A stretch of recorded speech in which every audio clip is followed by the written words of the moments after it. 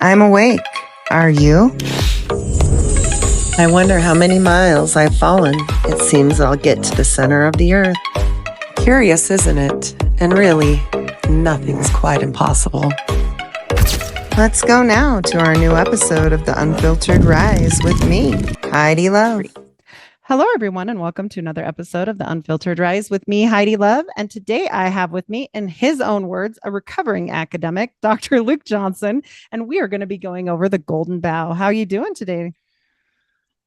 I am doing fantastic. I'm really excited to work with you. I have caught your work through our mutual friends over at Think Tank, and I was mightily impressed with what you're doing over there. And I'm a big fan of your Instagram, these little snippets from your show that you've been uploading.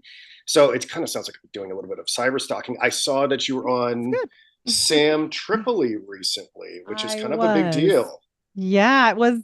That was kind of my aim when I first started this because it was years ago. And I thought, well, he helped me a lot. Like when you wake up or whatever, like when you first do that, you know the mainstream people first. And he was very, very much my first introduction to a lot of things where I went, is anything real? Like, right? You go to that point first and then you rebuild, I think. At least I don't know. I'm still there. I'm still there. As I confessed earlier, I think we're in a bit of a hallucinatory prison, or at least I am. But perhaps you'll change my mind by the end of this episode. I think you'll love the sermons from the dead, the 7 sermons from the dead, Dr. Young. I not that it will help.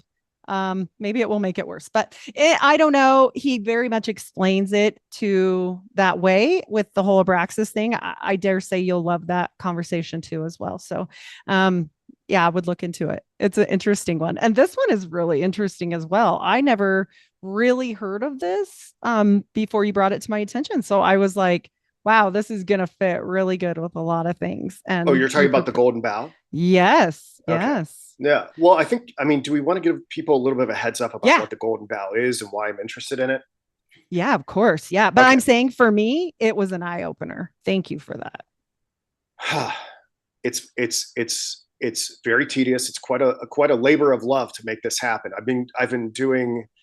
I've ramped up how much I'm covering on my YouTube channel. I'm trying to do a chapter a week of it. Which means I'm going to be doing this for at least another year, because I'm just doing the abridged version. Now, this is a pretty seminal and foundational text of anthropology, comparative religion, and comparative mythology that Sir James G. Fraser put out at the end of the 19th century, beginning of 20th century, and it consisted in many expansive volumes. I believe at one point it had 22 volumes. The version that I'm covering for my channel is just the abridged version, and even that is quite demanding. It's close to 900 pages long, the version that I'm using to direct the study. And I'm not some sort of expert in it. I've read it through, I've listened through one time, but now I'm really getting down to the nitty gritty. But I don't really stay within those guardrails, as Heidi is probably familiar with. I think she has sampled some of my work on my YouTube channel.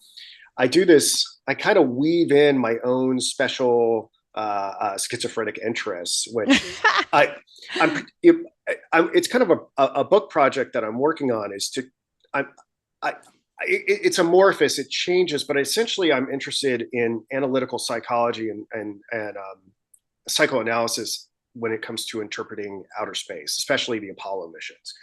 And no one's ever really done that. It screams, it definitely needs to be done. It's clearly, whether or not you think they're real or not, it's not really something that I'm too interested in addressing. But they're clearly mythological, and they're named after figures of mythology, and the figures from mythology can be traced back to archetypes. And it does seem to be that there is an unfolding destiny that is working through history, working through the minds of men to, I guess what I'm contending is to activate some sort of transcendental narrative and bring it into our profane reality. That's kind of what I'm seeing now. I think I'm very susceptible to the charge of reaching and cherry picking, and this is a type of methodology that's not really taught in academia, probably for good reason. But at the same time, I can't really deny what I'm seeing. I'm not going to go Right. too much into that today, unless you want to have some rabbit trails and some digressions about that.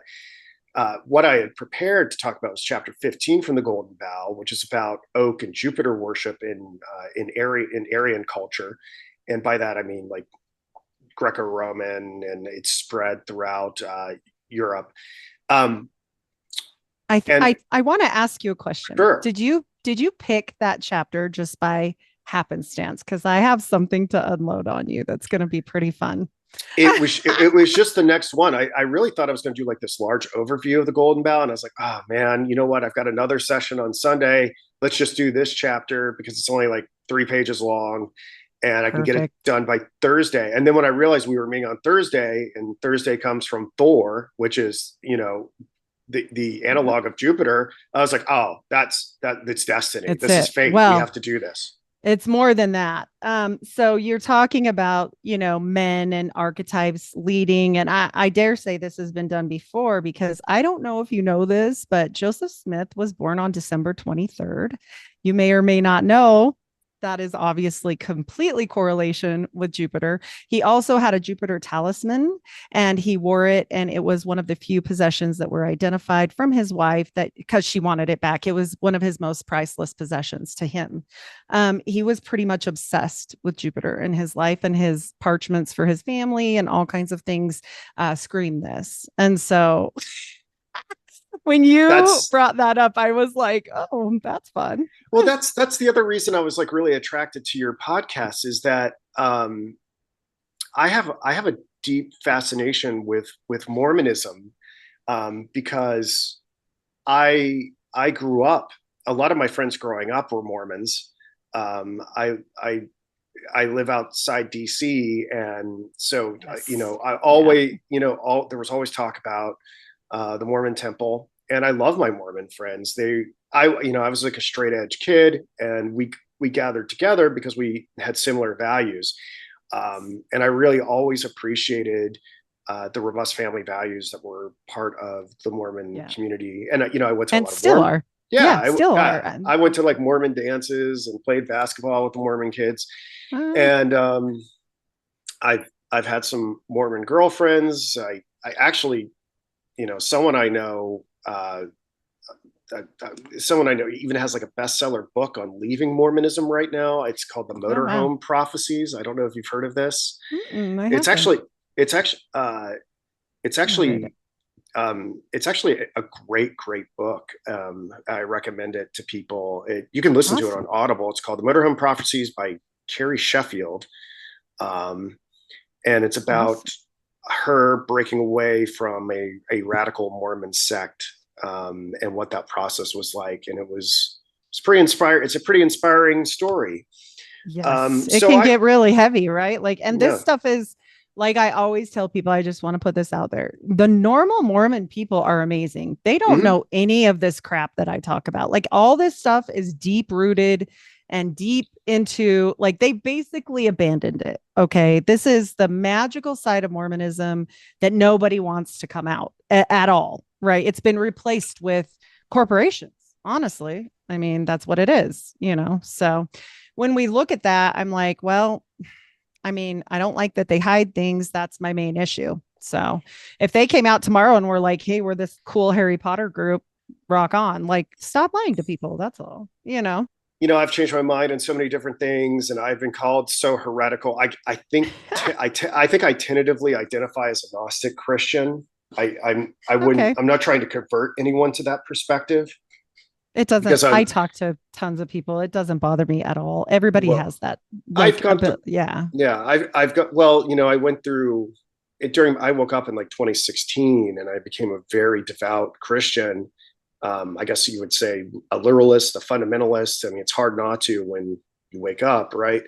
I don't really know where you align right now. I think that I believe that in may, God. I believe in God in the Bible. And then that's all. Like, I've yeah, left all churches behind. yeah. I Well, can't. I've had pastors call me the Antichrist. I've had people tell me that I'm divisive for telling them that the Bible is true. Like, it's crazy when you talk to Christians and say, "Hey, you know that Bible you were trying to get me to read for decades? I went and I read it, and guess what? It's real. It's true." And they go, "No, it's not." And I'm like, "I am living in reverso world. Like, I finally figure out the Bible is true, and all the Christians are telling me not like that." You're like, like, no, really. Yeah. yeah. No, I'm like you probably. I'm a little bit more very literal when I'm reading the Bible. I'm looking at everything though, and I'm seeing like the whole, I try to look at the whole picture, right? Not just the Bible too, which I get in trouble for. Trust me when I say my Christian listeners don't like when I say extra canonical books and whatnot. I don't know how you do it otherwise, right? Like you start finding out about all this stuff and you're like, what's happening over Yeah, there? I don't know. I'm just on my journey, and that's Yeah. I'm exploring Gnosticism. It's certainly it's very taboo. I guess I'm a simulation theorist and or some type. I'm still figuring out what kind.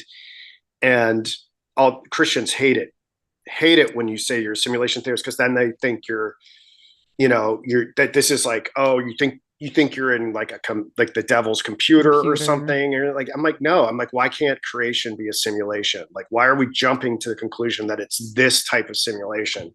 Like, why can't we be in God's dream or something of that nature? I'm a realm girl. I'm definitely a realm girl. Yeah, I it's believe definitely in it. a realm. Yeah. I've read Steiner. I don't disagree with some of his work, though he's taboo as well. So I'm working on it. I'm not here to lead anybody to that perspective.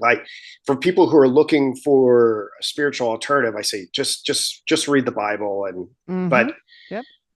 Obviously I just can't leave it alone. And I'm profoundly Mandela affected, which is a very taboo thing. Also, I am Mandela affected as well. I think we might be close to the same age. I don't know. I'm 45. I don't know if you're okay. I'm so I'm older. I'm older than you. I'm 49. Okay. And so I have had so many Mandela effects that I cannot say it is untrue. Well, there's that. I have the amount of synchronicities I have is totally beguiling. This is like totally crazy talk, but oh well, here we are. I don't even know if I should.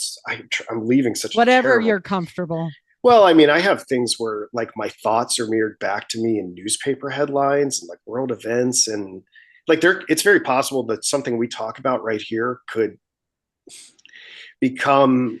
I don't have any control over it. But I'm gonna tell you a story, a little tiny one, so you feel more comfortable.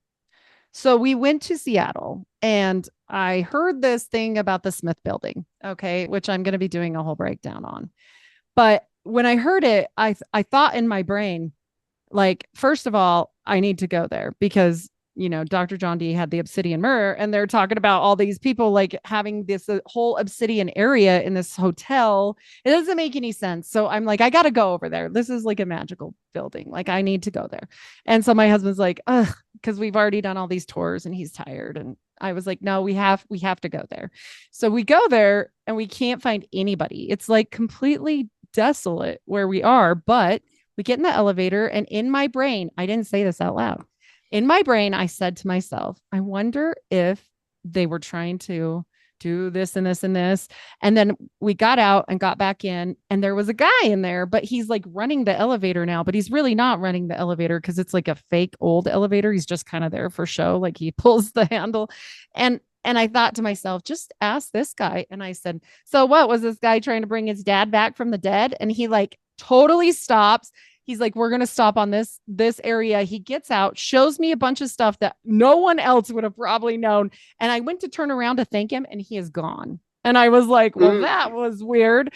And my husband's like, where'd that guy go? And I'm like, I don't know. But things like this happen to me a lot. Yeah. Right? Like this gets into question. This is why the Gnostic hypothesis intrigues me about there being different types of beings here, like the psychics, the hylics, the pneumatics. It does seem like there's a class of beings here that is guiding some of us along towards spiritual ends. And like, I'm not even, I hate to say, I'm not trying to articulate political philosophy. It doesn't even have to be Gnostic. Like that gets a bad label. You know what I mean? There seem to be people that are vessels for spiritual forces. And it's not just like online stuff that I've had these synchronicities. I have things like you're talking about where there's a guy and you're like, wow, where'd that come from? well, Yeah. I'll tell one particular story that is, gosh, this is so schizo, but I was We're experiencing having a schizo convo. yeah, It's we okay. are. Yeah. I was having this phenomenon where like for a couple weeks, like everywhere I went, like it felt like people were posing for cameras, like posing for pictures. And it gave me like really creepy, like movie set vibes. And it started to really, and I told my friend about it, and I called them posing people. And I was Posers. well, they were like just posing for pictures and stuff. And then I drove out to see her. And on the way out to see her, this group of motorcyclists that were in front of me stopped at a stoplight, got off their motorcycles while the stoplight was red, holding up traffic on the highway, and took a group picture by the side of the road. And I was like, what is going on? Like, I'm looking around for like the Truman Show cameras. And it's like, that's an example of like, say, a real life conspiracy, a real life synchronicity that seems to be where people have been orchestrated to at least induce the idea that you're not in a real reality. It's weird sometimes. It can be so weird. Like when that happened with the elevator guy, I legit was like, just because he disappeared, right? He was a big guy. He was like 6'7" or something. Like he was this giant. Yeah. Makes me think of the guy from Twin Peaks. Right. I was like, where did he go? And even my husband was like, I guess he had to go. And I was just like, that was weird. Like, and just, I mean, it's not the only thing, right? But I do think what you are saying, like, I've always believed, regardless, like Christianity will tell us there are things like Jewish will tell you, we entertain angels unaware, right? Right. There's all these things, but then there's the bad stories, like Dr. John Dee's like talking to angels and then they weren't so angels and then it goes bad. And so like I think it's all like a test in a way, like, okay, what are you supposed to do with this? Right. Like well I don't know, but yeah. I mean, again, like I said, I caught you on the think tank stuff. I think I did think tank. I might have lost you for a second. I did think tank a few weeks. Oh, okay. I did think tank a few weeks before you, and I did it pretty much to take the opportunity to see what about the Golden Bough what that could tell us about John Dee and Edward Kelly, and because I'd seen all these, I'm like, what's the difference between? Because that's a big part of the opening chapters of the Golden Bough. It's like about the difference between homeopathic and contagious magic, and I was like still trying to get my mind around it. I'm like, well, what's the difference between this type of magic and stage magic and ceremonial magic and sex magic? And it starts off like, okay, these are all very different things, different categories, don't get them confused. But it seemed, as I went deep into a study of John Dee, it seemed to me that there are elements of both contagious and imitative magic that made it into the Enochian magical rituals. Yes. So that it's a little bit more blurry and gray. And I had never heard anybody do that before in terms of applying Fraser to this character of John Dee. So I guess I should also say, like, the big reason I was interested in Fraser, and I was talking about Jung so much, but the reason I got into Fraser is via Stanley Kubrick, because Stanley Kubrick had a friend named John Calley who was a studio head, both I believe at Warner Brothers and MGM, and he sent him the 22 volumes. So you got to read the Golden Bough. And the guy said back to Kubrick, he's like, look, I got a studio to run. I don't have time to read mythology. 22 books, yeah. and then Kubrick's like, it's your life, and it's like this very like poignant message, like you don't understand what you're caught up in. And this text that was very popular at the beginning of the 20th century, it was really influential on people like Freud and Jung and Wittgenstein. And really, it really had a very privileged place in American culture till about the 1960s, I think. And then it started to be weeded out because it was viewed, I mean, there's some pretty valid criticisms of it, but I think the predominating reason why it was weeded out of a lot of course curriculum and like the spiritual zeitgeist is that Fraser being of the Victorian era, really had no problem talking about primitive peoples and savage people and stuff like that. And it became very un-PC. And maybe there's an argument to be made from that. I think Wittgenstein's posthumous work on it perhaps can speak to that, but it kind of is throwing the baby out with the bathwater. Like, it's this thing. It's like, oh well, it's committed this perhaps he's using things that we may understand to be slurs now, but like, does that mean he has nothing of value to offer? It wasn't then. Like, this was so commonplace back then, and so that's weird to me. Yeah, but I don't know. I just want to know. Yeah, it's okay. But the reason why I brought Jung into the conversation is that Jung really developed a lot of his archetypal theory from reading the Fraser closely. So as I go deep into Jung, you very clearly, he'll occasionally will reference Fraser. I just finished listening to the Psychology of the Unconscious, and what else did I listen to recently? But Psychology of the Unconscious is interpenetrated with Fraserian references if you're reading both. And I believe Jung probably got it from Freud, because Freud wrote Totem and Taboo in response to it, which I've not read deeply. And I said this to you before we went on, I'm not some expert in this stuff. Like, I have a PhD, which I guess means I'm like you are kind of, I'm like kind of smart. But I don't have any like licensing to teach any of this stuff. I've had you wouldn't do it if you did, because you'd be afraid to lose your license. So. Well, I don't know. I mean, I'm not in academia anymore because I took myself out of it, because there's just I don't view academia as an expansive place for learning anymore. Yeah. Like I think when we were talking about this a little bit beforehand, it's kind of a containment mechanism for squirrely minded people like you and I.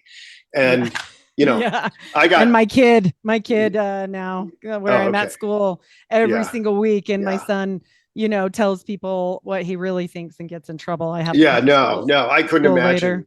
No, there's I was always a spiritual and political outlier in academia, but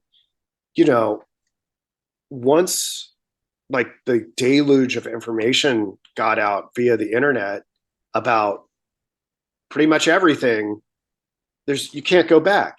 I'm not going to imagine. Can't put the genie back in the bottle. Toothpaste is out of the bottle, or whatever the expression is, the tube. So there's no going back. And if you do go back and you don't talk about the most pressing issues of the day as a result of new revelations, to me, you're just a propagandist. You're like, and I didn't. The whole reason I became a philosopher was for the pursuit of truth. And as far as I'm concerned right now, it's not in the university. And it's sad. It's actually sad to me, okay, I became a nurse. I have 2 degrees. All I do is chart. I don't help anybody. I wanted to help people. That's why I became a nurse. I wanted to do that, but that's not what I do. Yeah. So I'm like you. Yeah. It's depressing, sort of like, we have all this training, and what are we supposed to do? Some people are like, thank God he's not there. He can't spread his psychosis. We're talking about posing people. But I got elevator people. I don't know. I get it. When I had the whole revelation of you're never going to understand what you want to understand unless you read occult books, and then I told my mom this, and we're all Christian. We're avid Christians. We're non-denominational, none of that. But like, we believe, really. And when she heard that, she was like, do you need like help? Like, are you gonna be okay? And I'm like, listen, I don't know why this keeps coming up, but guess what? It was right. I found out everything I needed to know when I started. Well, it's a process. Everything I need to know right then. Yeah. So I mean, and just to finish up the thought, I did my dissertation on Soren Kierkegaard, which was, someone I, is not really taught that much in philosophy departments to begin with, because he's like myself, he's a little bit unclassifiable. A lot of people he's like, wait, is he an existentialist? Is he a poet? Is he a theologian? And so he kind of defines a label, which is exactly what he would have wanted. And I decided to do my dissertation on him because he was one of the few philosophers I read who I was like, I think this guy actually believes what he says.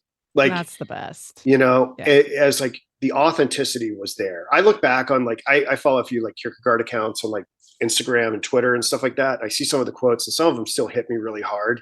Some of them seem a little cringe. I'm not going to lie, but that's growth. I'm older than Kierkegaard now. He died when he was 42 years old. So, but that's a whole thing. That might be like, there's no photographs of Kierkegaard, which I find. Like Tesla, like there's photographs, but no movies. And I'm like, okay, whatever. Yeah. I have a whole, my brain works like your brain. Yeah. There's like 2 sketches of Kierkegaard and they're like unfinished. Yep. I'm like, wait, he was alive during daguerreotypes. What's going on here? Anyway. What's happening? Yeah. And like, no one really knows how he died. Like he supposedly died. Yeah. He just like died. He like people like very poetically, like people like, he died from like graphomania. Like he just wrote so much, he wrote himself to death. And I'm like, that's what it was. I'm like, is that a real thing? Yeah. I just went out. I just went out of the simulation. That's all I want. But in the meantime, you read Young, when you get through the 7 sermons of the dead, he's like, and then if you do make it out, there's another prison. So, great. Fantastic. But that's Abraxas for you. But it gets interesting. Like, ultimately, like I do feel those of us that have the true belief, like as Christians, I honestly don't think we're just going to be screwed. Like I have to have that faith and be like, okay, look, he zapped up one. We know that for sure. Right. Yeah. Disappeared. So I'm like, I don't know. I don't think he's leaving all of us behind, but also I feel like if you're doing everything you can, like, I don't know. There's so few people nowadays, like you said, like here we are podcasting, but we're chatting. And people will get mad at me about this on my show, but this is what I want. Like nobody gets mad at Joe Rogan when they have dialogue, right? But if I interrupt and they're like, but he needs to just do his slides and that's all, and then go. And I'm like, no, that doesn't teach you anything. Yeah. No, to be honest, I'm enjoying this conversation. So if we get to the slides, I still want to do the slides because I wrote down information. But what I'm saying is we have to, as a people, evolve. Like I love teaching ones as well. And I do a solo series for that now. But like, I want to talk to the people. That's the whole point. Like for me.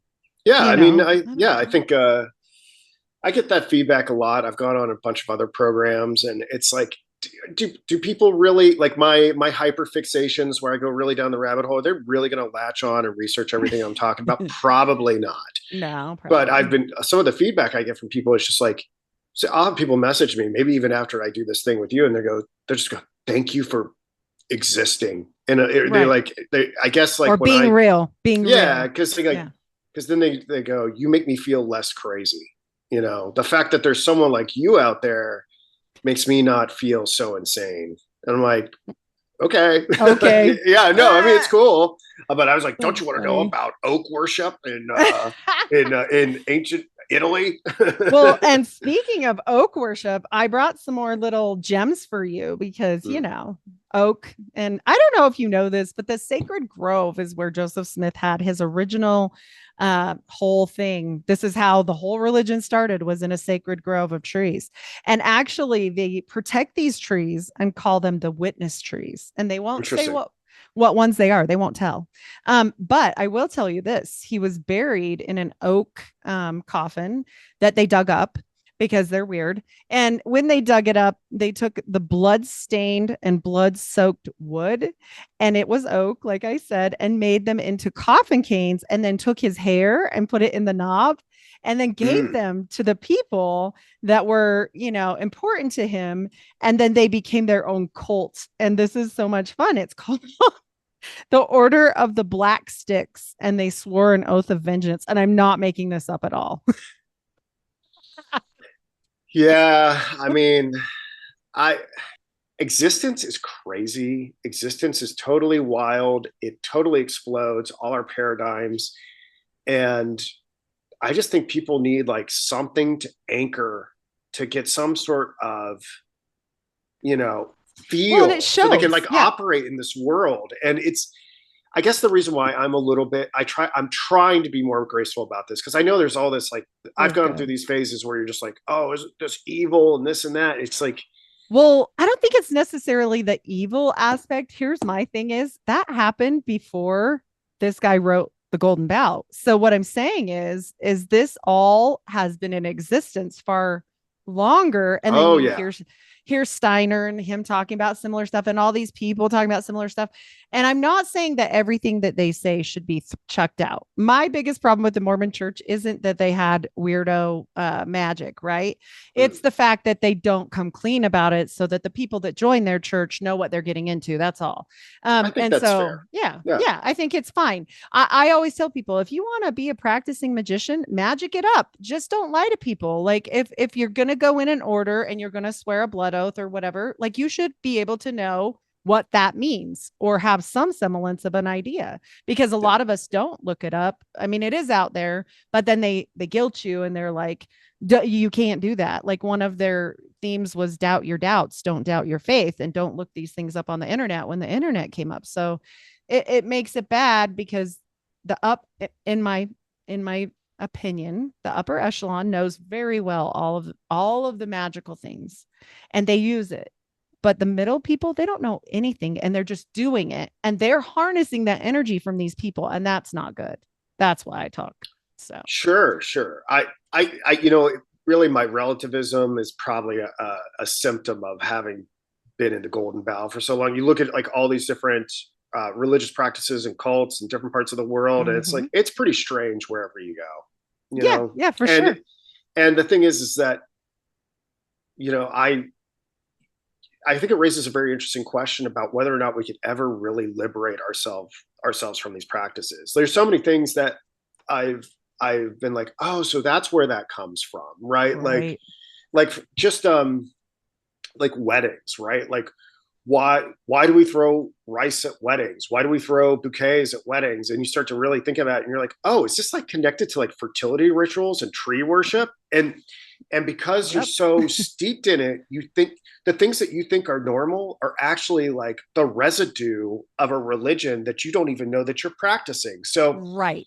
And once you start to see things this way, like Kubrick was right. It really is your life. Like you, in marketing campaigns and things like that. Why does Jolly Green Giant have this green giant? Like, where's that coming from? Or, you know, what are beauty pageants?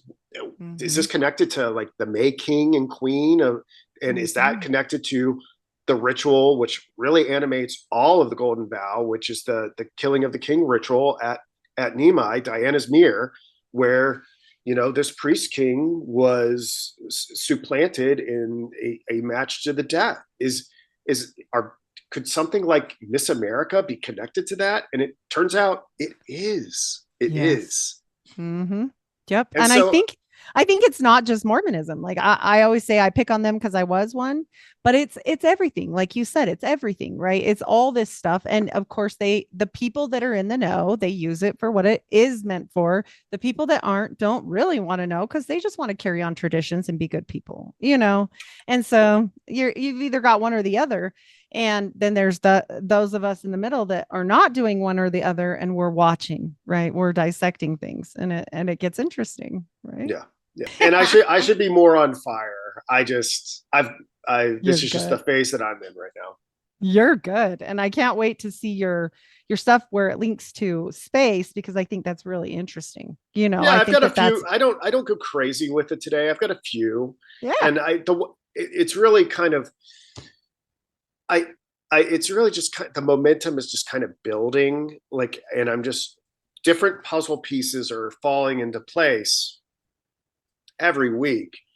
I have some stuff a little bit on space, but the main thing I'm really trying to understand, and this, it seems like to me that the Apollo missions seem to have an element of this sacred marriage, I guess the Hierogamos or whatever it is, and without going into too many details about it, which I mean, just follow along my YouTube channel. I'm just kind of piecing it together. I still don't know what I think about it.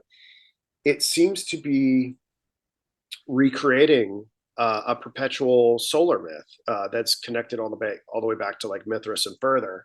And Mhm. I'm wondering if there's this endless cycle of solar religion, solar mythology that just keeps spiraling, or whatever analogy you want to use, Mhm. or if it's actually, when I think about the Apollo missions, I'm starting to think that they really match quite well with the Revelation 12 story about the Sun Moon woman. I don't know how familiar you are with that. The woman who has the sun at her feet and is on the moon and the crown of 12 stars. And I haven't quite figured it all out, but it seems to match really well. And I don't know Well, where and I'm I going to go from there. I think those mysteries are important, which is why I do bring up, like, I think a lot of people have a little piece of the puzzle, right? Like, all, not just regular people, but like religions, and they hide it. Like, Brigham Young was quoted as saying, there are people that live on the sun. And then we've got Joseph Smith saying there are Quakers that are 6 feet tall that live on the moon. Well, when I didn't know anything about any of this stuff, right? Like woo woo, other stuff, like I just thought they were crazy, right? Like I'm like, did you hear that stupid crap they were saying, until you start like digging, right? And then you're like, oh, wait, maybe what? Maybe they're talking about something else, right? Like this. Maybe. Yeah, like I Right. truly believe they're a mystery school. I think they know some Yeah. things. Yeah. I'm That's not all. denying, Yeah. I'm not denying that. I think, Yeah. I am most It's intrigued fun. with the idea. I think there might be something to their idea about America being a place where like biblical events happened. Oh, I, yeah. I, I, Yeah. I think that, I think if there was anything about the religion that appeals to me, I think that idea. But for me, the Mormon religion is not really something I'm going to go further with because of Oh, cosmological. yeah. My concerns are cosmological. Yes. Yes. So I believe in biblical cosmology. I think those who know what that means know what that means, Mm-hmm. and that's my interpretation of the world, uh, Mm-hmm. and that does not square with Mormon theology as I understand it. I don't. Right. I don't. Right. I don't N- No, no, believe you're in good. planets. And it's just always an interesting chat. I always like to get people's thoughts on it.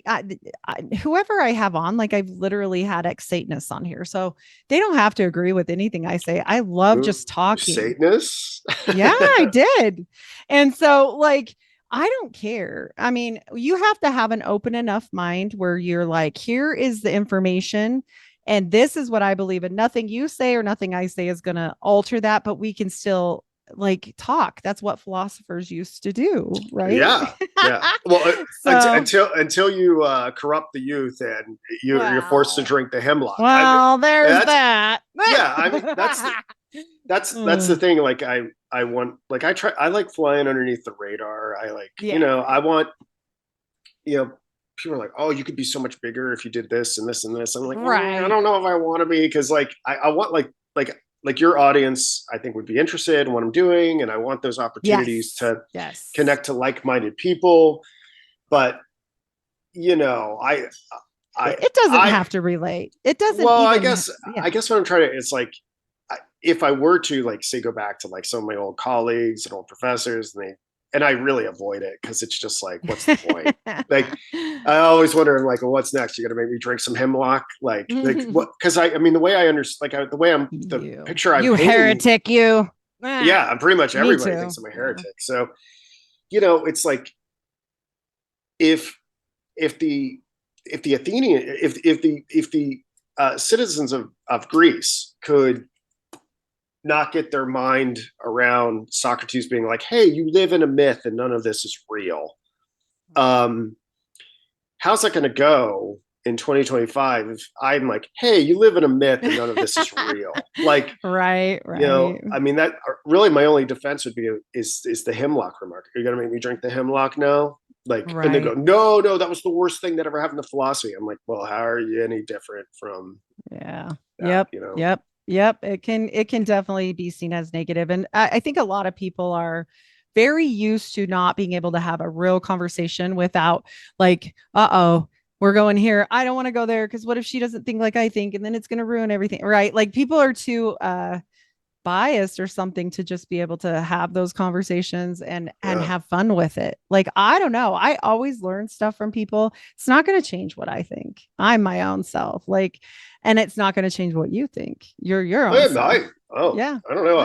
There's a lot that I don't know. So Right. in But true it's Socratic fun. fashion. Yeah, I like it. I don't know.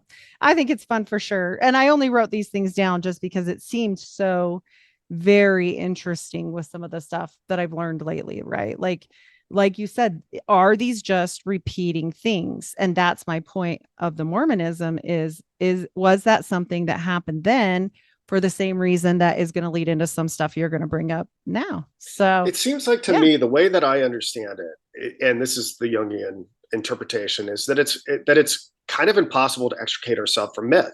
Mhm. And what seems to be happening is that you can extricate yourself from a particular mythology or religious paradigm or whatever else and trim it back and think that you're all secular and this and that. But as the point I'm trying to make, I think in my study of cosmology is it's going to come back in a different form Mhm. and you won't Yep. even recognize it. And it's going to weave itself around you and you won't even know you're in it again.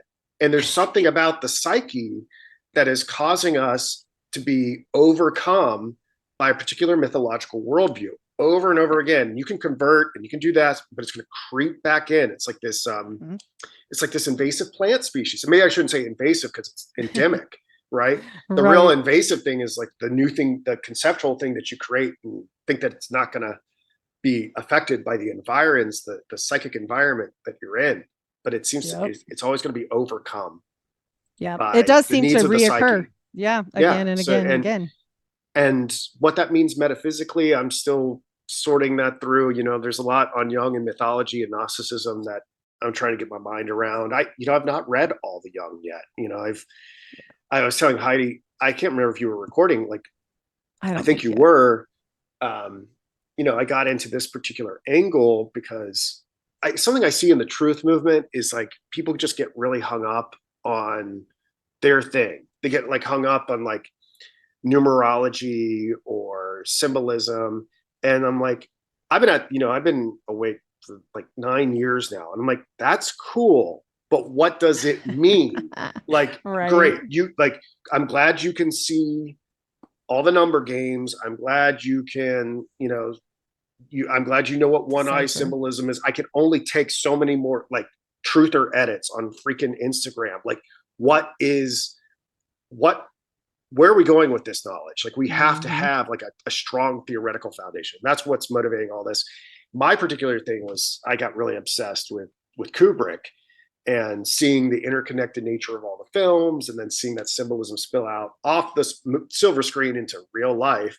Mm. And I'm like, okay, great. Like, what am I talking about here? Am I trying to say like Kubrick's like some kind of god like time traveler? This is ridiculous. So I need something else. Like I need a bigger theory, and that's where I am with Jung and Frasier. And I think Awesome. I think Freud is an element of that.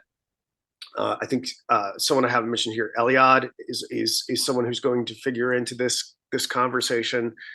Um, and Joseph Campbell is someone who's going to figure into this conversation. So maybe as I go along with this book project, I'll have a particular gloss from one of those thinkers. It seems like it's going to be Jung first or Fraser first, and then just add those layers together. And then maybe by the time I die, I can say, here's the integrative perspective. And Yeah. I've got a As long doorstop as of a we book. Yeah. as long as we answer it for ourselves, that's the main, right? Like that's the Yeah. main point. I mean, because it may sound crazy to somebody else if their mind doesn't think like that. I Yeah. get it. Like some people don't spiral like that, but some of us do. Yeah. So, Yeah. Yeah.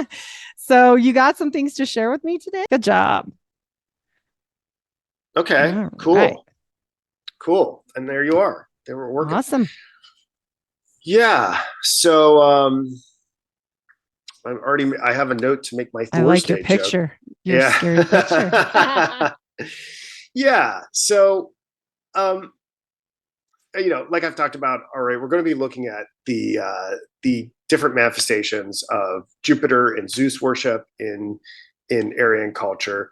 And there's not this not so subtle reference here from the title slide where I'm like, hey, you know what? There's like all these clues leading back to Trump being some sort of Jupiterian archetype.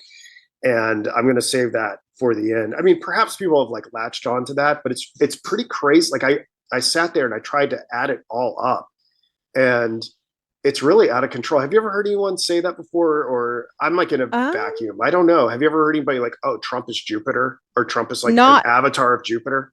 Not that, just the Antichrist. I've definitely talked to somebody that thinks he's definitely the Antichrist.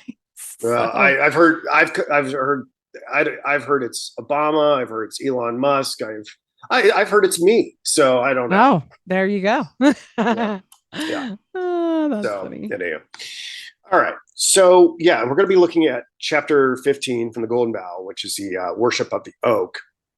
And down here in the right-hand corner, that is Sir James Fraser. And of course, we have Zeus, a bust of Zeus above him. So let's start with slide 235. Do you see these etchings or these illustrations here? So I read and then I kind of just free wheel. That's perfect. That's okay. Yeah. So yep. All right. Across all Aryan peoples in Europe, the oak was a sacred symbol of divine power, revered as the embodiment of chief gods like Zeus for Greek and Jupiter for Italians, who ruled over sky, rain, thunder, with the ancient Dodona sanctuary in Greece centered on an oracular oak, where Zeus's voice was believed to speak through rustling leaves and thunderous storms. The frequent thunderstorms at Dodona, enhanced by bronze gongs mimicking thunder in the mountain-ringed valley, and rituals like the sacred marriage of Zeus and Hera in Boeotia, highlighted the oak's role as a divine conduit. While on Mount Lycaeus, priests dipped oak branches in springs to invoke rain, reinforcing Zeus's rain-making authority. Athenian devotion was evident in an Acropolis statue of Earth praying to Zeus and communal drought prayers for rain on their cornlands, tying the oak's sanctity to agricultural prosperity and divine favor across Greek culture. So if we look at these slides here, or these illustrations on the slide, just to kind of put some of these concepts that I just read to you in practice, these are Leonard Gautlier's 1615 and 1675 engravings depicting the Dodona sanctuary with the sacred oak. So we see denizens encircling the oak. And one of the things I wanted to point out here, when I was drilling down this, you see these little hoops in the trees. You can see it on the right as well. We'll get back to this dryad or this tree spirit that's over there. But I believe these are like the gongs. So what they would do, when the winds and thunder and things like that would kick up, it would create all this noise. And they had these priestesses who would interpret the rustling of the leaves and these gongs or whatever as the will of Zeus and what they should do. And it also kind of mimicked thunder, like the mimicry of Zeus is a big deal. And on the right here, we have what I'm assuming with Zeus having his arm around his child, which is Apollo, which is important for the cosmological stuff that I've talked about, and some of his other symbols, like the golden eagle, which is very relevant to Apollo 11. But yeah, and in this figure here on the right, we see a dryad.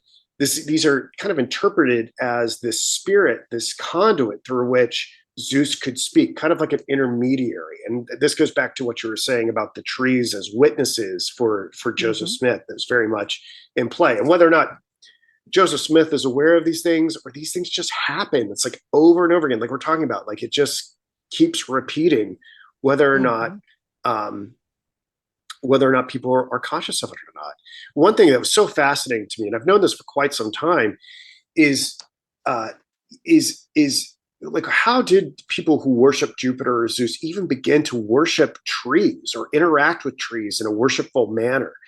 And this kind of it's scientifically established that oaks attract more lightning than really any other tree. It might be in second or third place. I'm not exactly sure. I'm not some sort of biologist who has scientist. but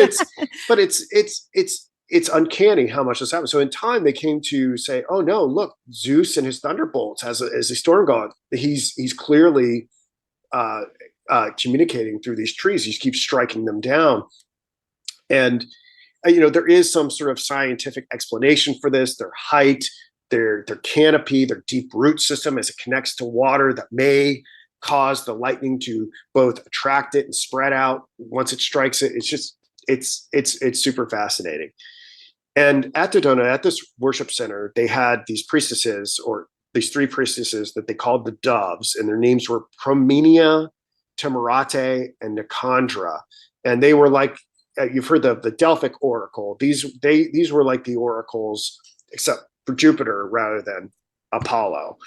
And they wouldn't do all the interpretation of the gongs and the rustling of the leaves. So yeah, I thought That's awesome. Yeah, I thought that was pretty fascinating. And the tree limbs stay, right? They turn golden afterward or something. I think I remember you saying, like, if they cut it down. Yeah, so this connects. This is like, because I think we really have to ask ourselves, like, why is Fraser making such a big deal about tree associating the interpretation of Jupiter's will through these particular oak trees? I think it's going to tie back. I read ahead a little bit, because in the story of the King of the Wood, the challenger to the King of the Wood had to take an oak branch, and this was like a signal that he was going to try to depose that king. I think the idea here that Fraser is eventually going to make, although I've yet to develop this, is that the King of the Wood at Nemai was somehow a personification of Jupiter. What was this Jupiterian figure, and he was married to Diana in some way. So I think that's why there's this big devotion to understanding Jupiter worship in chapter 15. It's going to set the stage for that.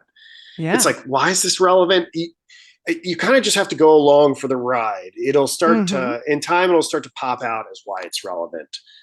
So, okay. So if we can go to slide 236, and we're going to talk about Zeus worship in another place. So in Boeotia's Daedala festival, which is a religious federation of states, celebrated the sacred marriage of Zeus and Hera, the oak god and goddess, by crafting oak effigies dressed as the divine couple and parading them in a grand procession, as noted in Fraser's chapter 15.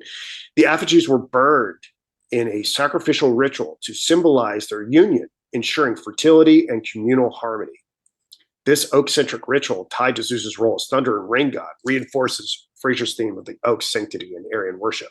So I did a little bit of a deeper dive into this. I was like, how is this worship of Zeus? Like, where did this even come from?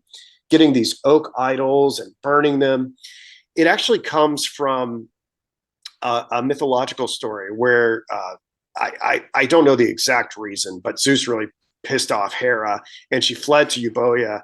And I guess the way that he won her back is like tricking. He made like a oak figurine pretending it was this river nymph, and had like a fake marriage to it. And Hera found out, and she forgave him. Like, that's the story of this procession of these oak figurines. And okay, it's like, okay, I guess that makes sense, but why do they burn them? Why would you burn these statuettes of Zeus and Hera? Like, I think we think of when we burn something, like when people like burn a flag or something like that like this is like disrespectful to America or something like that. And I think to challenge it, I think we have to think about it a little bit differently. There's this idea of rebirth and renewal and the releasing of energies that form this sympathetic relationship with the land and actually act as a boon to both personal fertility and to the growth of crops in the region. So like fire is seen as this purifying and releasing ritual of like psychic energy. So that's kind of forged by the fire. Yeah, exactly. Yeah. So it has a bit of a different take in this Fraserian context. Okay. Yeah. So now we'll get to a little outer space stuff. Ooh. Okay. So if ironically, I have this as slide 237. So, so for those of you that are watching this, so what I have here, I've tried to find all these mythological elements in the Apollo missions, and this one escaped my attention. And maybe it's a reach, and I think you really have to look at all the evidence in totality. But something that escaped my knowledge is that they launched Apollo 12 at night during a storm, which seems totally insane to me. And within the first minute of takeoff, it was struck by lightning twice. I think this is the first lightning strike. So like that's like I don't understand it. Like they had like deadlines or whatever they had to make, but like at 36 seconds and like 52.3 seconds or something like that, it got struck by lightning twice, but was okay. Perhaps foreshadowing the disaster of Apollo 13, which I guess had a happy ending. But I was thinking about it in terms of like all this Jupiterian stuff. There is like this mythological narrative, and I'm not saying men are doing this. It seems archetypal. It seems like it's coming from a higher reality and intruding into our profane one, as Eliot would say.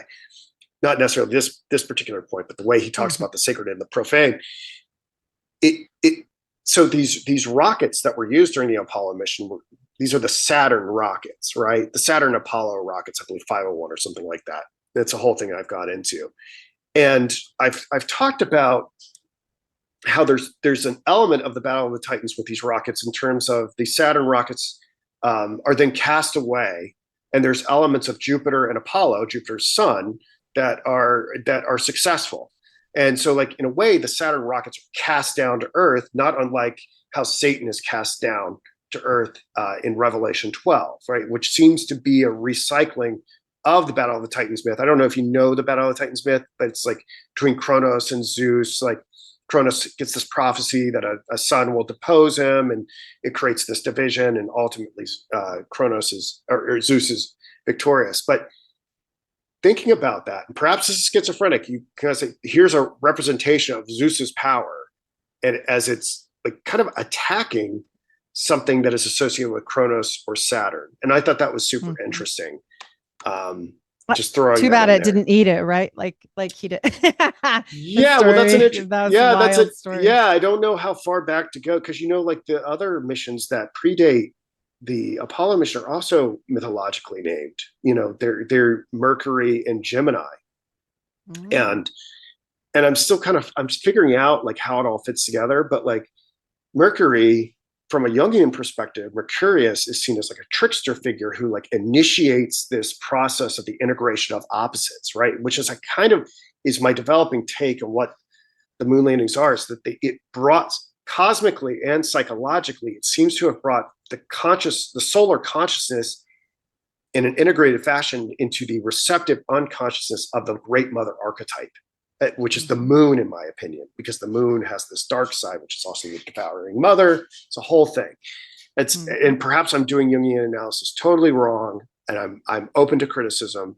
But no, I think it's interesting also. Then the second mission is the Gemini mission, which could potentially serve to put these opposites in tension. And then we see the Apollo mission as probably the integration of them all in order to give birth to a new transcendental perspective. And whatever that was that led to the boon in technology or a widening perspective of humanity.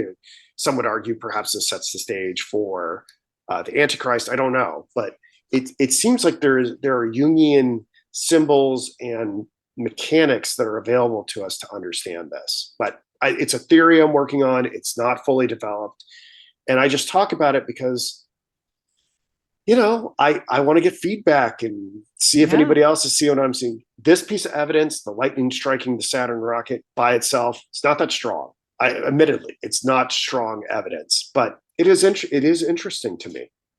Yeah, definitely.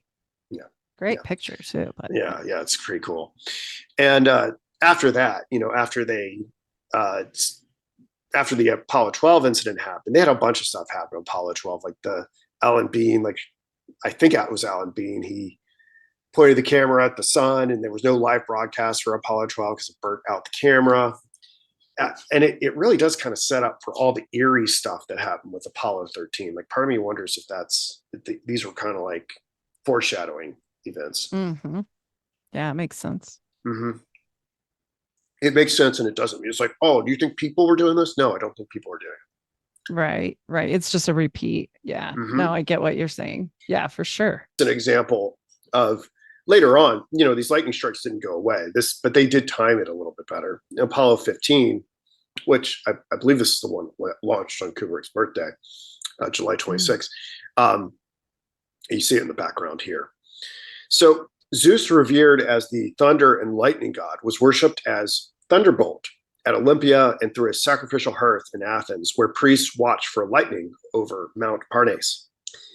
Greeks consecrated lightning-struck spots to Zeus, the Descender, and they built altars and did sacrifices to the places where these lightning strikes happened.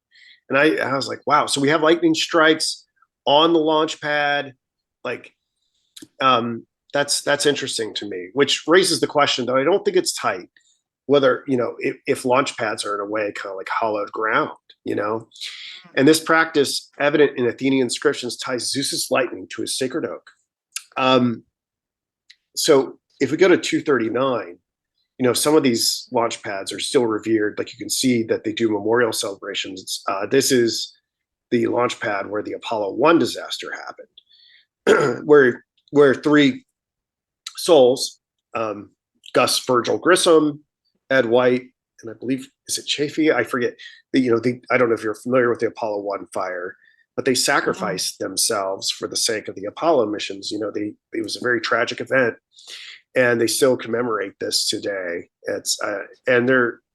So it is kind of interesting. It makes me wonder about this idea of Zeus ascending to certain spots. Like we kind of still do this. Supposedly this was the temple to Jupiter, Optimus Maximus on Rome's Capitoline Hill. And apparently it was built there because they had lightning strikes there and sacrifices were done there.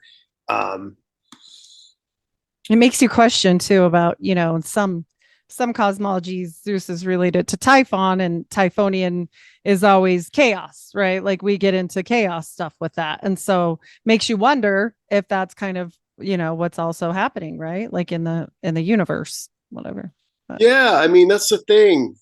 It depends on the perspective. Like It may look like chaos, but it may be actually establishing order. And this gets into like Trump perhaps as a Jupiterian archetype. We'll get into that. Okay. But I've been talking here for a while. Do you want to interject? Tell me something about Typhon. I don't know anything about Typhon. Oh, no. I just know when I was looking up all the different things that they just said, how sometimes they are 100 other people. One of the correlations was Typhon with Zeus. And I found that interesting because, chaos. I mean, Typhonian, when anybody ever says like Typhonian magic or whatever, that's all Crowleyan and that's very chaos magic. That's a lot of chaos, which I'm not talking about this being magic. I'm just talking about the idea of chaos, right? Like, and to your point, sometimes, we all know that saying, right? Like out of the chaos comes the order. Yeah. So, order. Yeah. Order out of chaos. Yep. So I guess Typhon's where we get the name Typhoon, I take it, right? I don't know. I assume. Is Typhon Typhon a storm god? I mean, that makes sense. Yeah. I mean, that's the thing. Yeah. We'll look at this. I mean, where do we get the words thunder and lightning?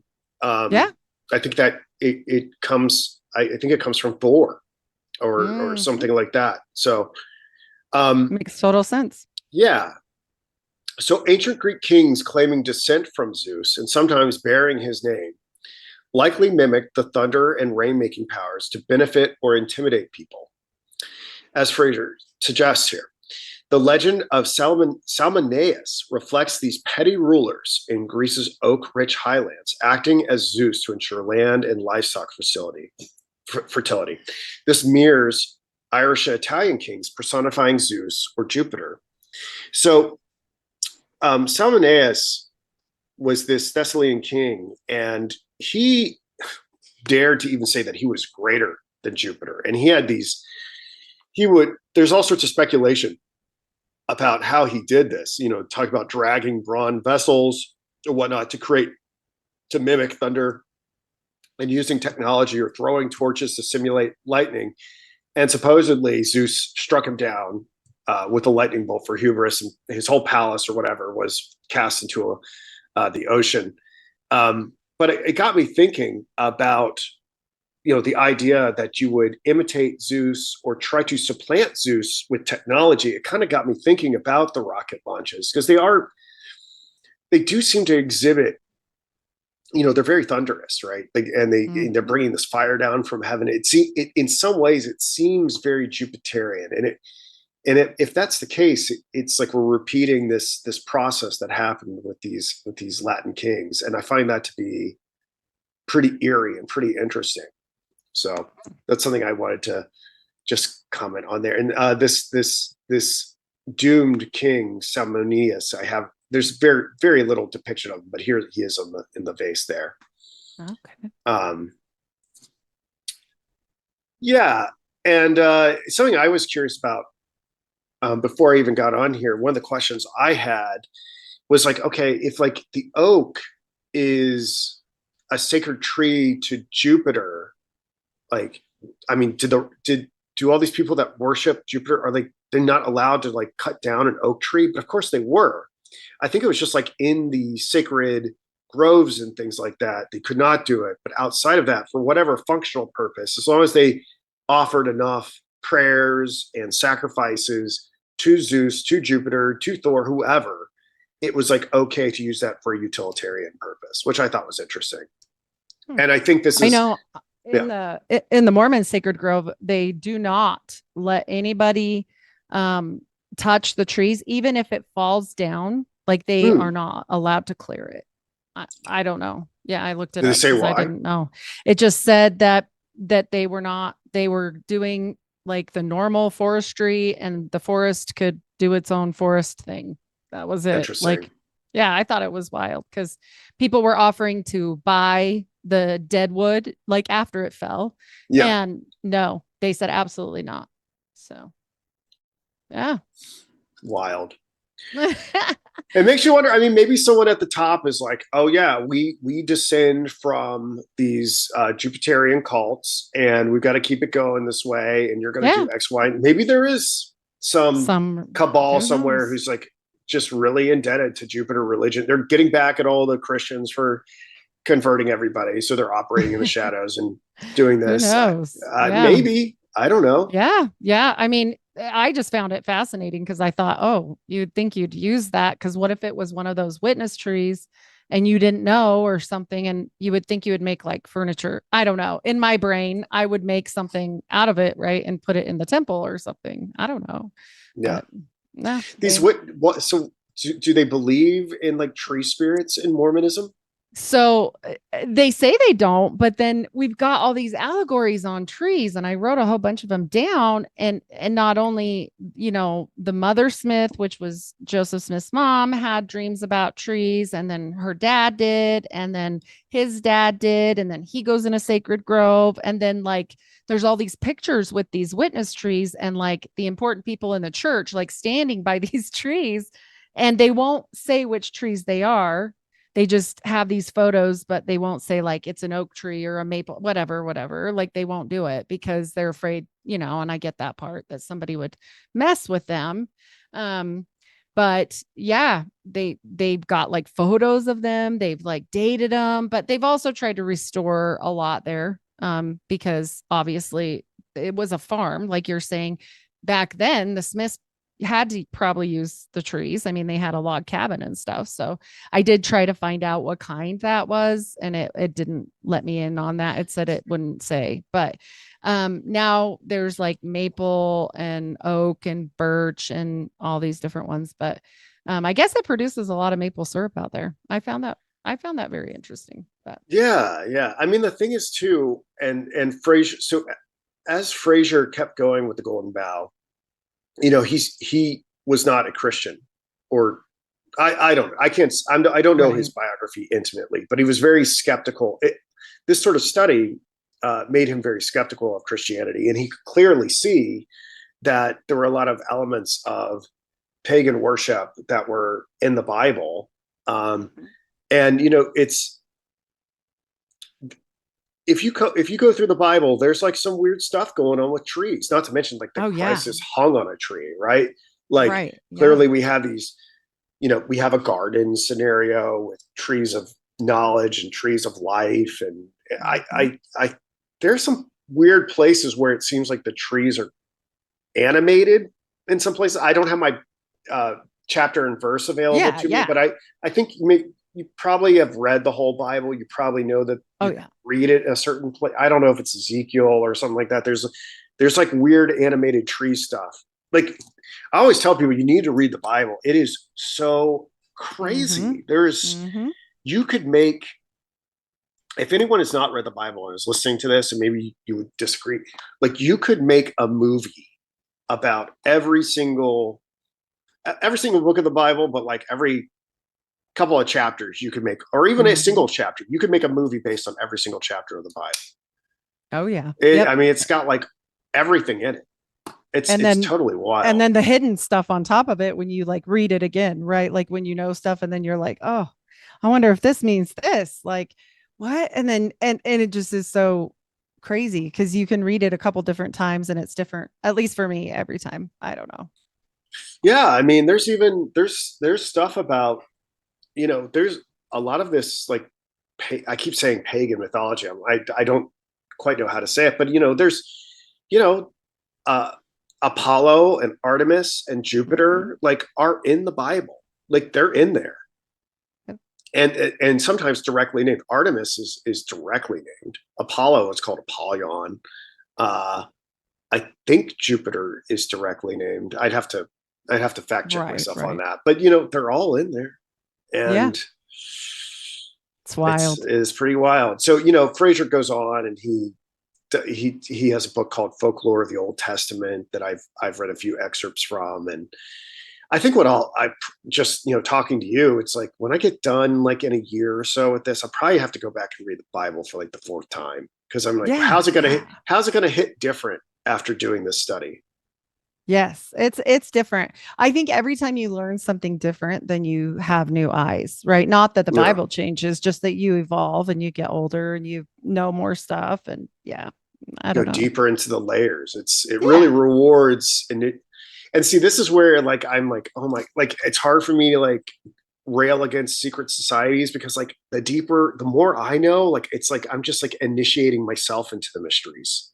Right. It's like like I'm becoming like this mystical Gnostic Christian. I think they know, like I think that they just had to hide so much, like the stuff I tell you. I mean, they had to hide it because Joseph Smith came from Irish roots, which makes complete sense if you get into Celtic stuff, like and it does, but they just don't want to go there because it's woo woo, I know that Joseph, that's going to be huge. We're going to talk about the Celts and stuff like that. That they're huge on the tree worship. Like the Druids, right? Like these are the men of the oak. Yeah, that's funny. That's funny. Okay, let's talk about the Druids. So this is cool. So okay. So among the Celts of Gaul, Druids revered the oak and mistletoe, conducting sacred rituals in oak groves. They linked tall oaks to their thunder god Tyrannus, akin to Zeus in Greco-Roman mythology, per Pliny's natural history book. I really need to go read all these things. I don't know how I'm going to have the time with all the young I need to do. But in the 3rd century BC, Celtic conquerors in Asia Minor continued this tradition at Drynametum, a name meaning sacred oak grove in their language, reflecting the oak's divine power. So, okay, this Tyrannus, this I don't, maybe I just learned about this getting ready to go on your show. But Tyrannus is this Celtic thunder god, and I guess I'm sure you've heard of these Wicker Man rituals. I did not know about this, but they would create these Wicker Man effigies with people and animals and stuff like that inside, and they would offer up individuals to Tyrannus in this Wicker Man for divine favor and to ensure fertility. That's what I have here on the left. And, I mentioned earlier that the Druids are men of the oak, or I guess the etymology of it more properly connects to oak knower or strong seer. So I keep something when I do this study of the Golden Bough, one of the guys I do it with, Ostick, keeps like, you got to see Midsummer. Have you seen Midsummer? I'm not big, like, I'm not like a parent, like, it's one of these, I guess it's one of these A24 movies, and I've seen the stills, but it's apparently like kind of a horror movie. I think I've seen some like right-wing Twitter people complain about it being like this propaganda piece to like smear white people as like murderous, homicidal maniacs, but perhaps it really captures like elements of these rites and rituals that persisted into like modern day Europe. But yeah, the Wicker Man ritual is connected to the Celts and Druids. And then I have another image here. The Druids, this is, I don't know who did this, but the Druids are the conversion of the Britons to Christianity. So this is depicting the oak and mistletoe ritual. And that involved the Celts of Gaul, particularly the Druids, held the oak and its mistletoe as supremely sacred, performing rituals in oak groves where they cut mistletoe with a golden sickle on the 6th day of the moon, as noted by Pliny. This is again in Natural History, Book 16. And they dressed in white. The Druids offered 2 white bulls as sacrifices beneath the oak, believing mistletoe granted fertility and protection. These rites using oak leaves reinforced its divine role. And the place where they did this, in Asia Minor, the Trinametum, not only was it like a religious sanctuary or whatever, but they also developed their political senate there too. So, this is all new to me. I've never really had much of an interest in the particulars of history as a philosopher. I was just kind of like, just thinking abstractly, but now that I'm aware of how important it all is, I'm kind of teaching myself this, and your audience too. I don't know how much you've connected your Joseph Smith research to this, if it's relevant at all. Right. No, I mean, I've always wondered about what he knew, obviously with his heritage and being what it was, but yeah, his mom's name was Lucy Mack. So, I mean, that's pretty, yeah. And so, and, some of his uncles, they were actually his, like, grandpa's cousin started Dartmouth College. He was the first professor out there. They'll say he wasn't related. I'm telling you, I've been through the genealogy, and they all are from the same area. Like, everything's legit. And then also the guy that saved his leg, Dr. Nathan Smith, also Smith, another one of the grandparents' cousins. And it's distant relation for sure, but they all hail from Topsfield, Massachusetts. They're not even from New York. They're right by Salem. His grandpa was involved in the Inquisition. So it gets really interesting, the things they have hidden, just because of the heritage, like you're saying. Like, you want to learn about, all these things, and like, why do people think the way they think, whether it's me or you or him or whoever? Well, it's all about your hair. I mean, it's usually your heritage, how you're raised, so yeah. It's interesting. You never know what you're going to find. I have a show on that. I'll send it to you. Yeah. I wanted to listen to the whole Sam Tripoli thing that you did. Oh, you're good. I don't know, like, but it was so weird. Like, when I first woke up in like 2016, I had all the time in the world to just like listen to stuff. And I feel like I have no time to listen to things anymore. Well, because you're reading. Yeah. You're prepping. Yeah. That's the other part of it too. It's like, you kind of get the lay of the land. Something that I'll suggest this as a point of research. I wonder, and this is not a criticism. No. I'm above it all. But the concept of polygamy. I wonder if that, I don't know anything about why polygamy was. I think I sort of assumed it was for practical purposes, or less. I don't know, but maybe it could be tied back to some of this. I don't know. I think maybe so, because you can't. Okay, according to their actual the real religion that's been changed 100,000 times now.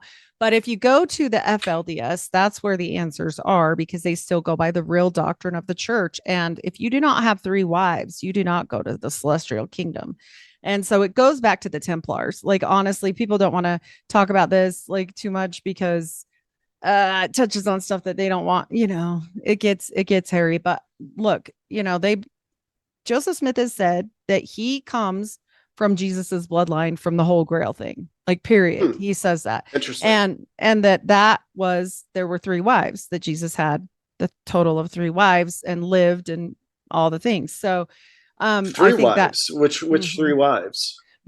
There were 2 Marthas and a Mary. So really, I've heard of this whole, like, Mary was a wife and the whole Da Vinci Code thing, but this is the first time I've heard about Jesus's 3 wives. Yeah, so that's what they say, and according to him, he is a perfect combination. This is why he called himself a moon child, and why Crowley was so enamored with Joseph Smith. One, because Wait, Joseph Smith called himself a moon child? Well, Crowley called Joseph Smith a moon child, but really, sorry to interrupt you. You're good. This is all new to me. No, there's a whole book on it and everything. And he talks about it specifically. And there's even the reference at the bottom, like, for those that don't know, it's like, this is Joseph Smith. Like, they put it in the footnotes and everything. But I just think that he recognized him as a great magician. And I think that he was. I do. I think that I think Moroni was his HGA.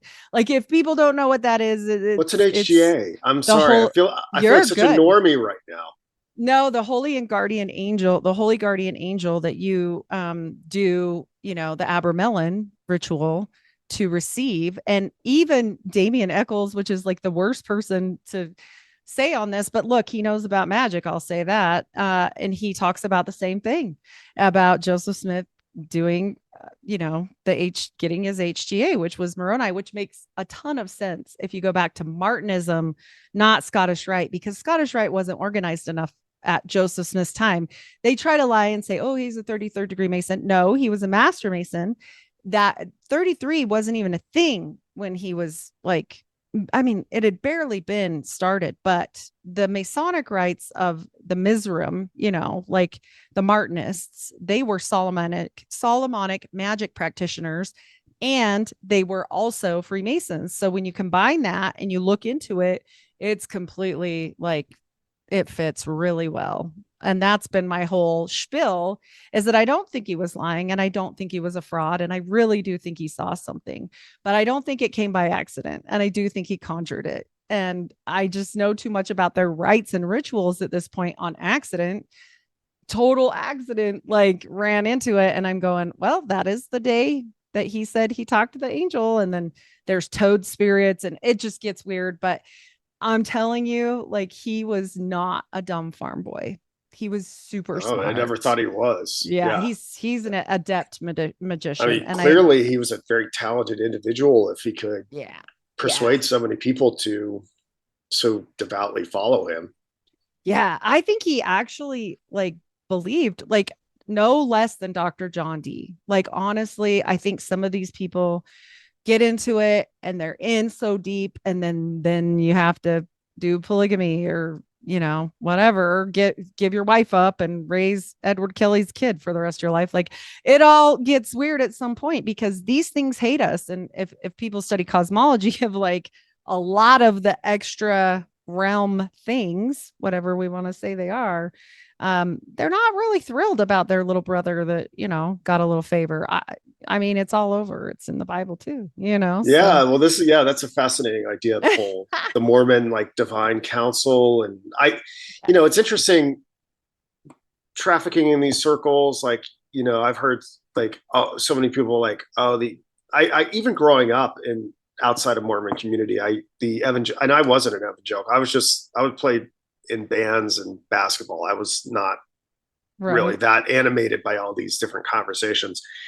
But I remember, like, the evangelicals being like, oh, Mormons think Jesus and Lucifer are like spirit brothers. And I'm like, no, I don't really know what that means, but okay. I've seen these like recycled cartoons where they like the propaganda. True. Yeah, 100%. But again, I encourage people to read the Bible. It is Yeah. the divine counsel is there in the Bible, and there's weird stuff like Oh, I like the believe in whole divine Morning Star counsel. thing. There's like some weird Mhm. stuff going on there, you know, like Yeah. with the evolution of Satan and Lucifer, and Yep. And I Steiner can even confuses it more, like, right? Because then you've got Ahriman and you've got two Satans, and people even postulate that the Satan in Job is not the Satan like Lucifer.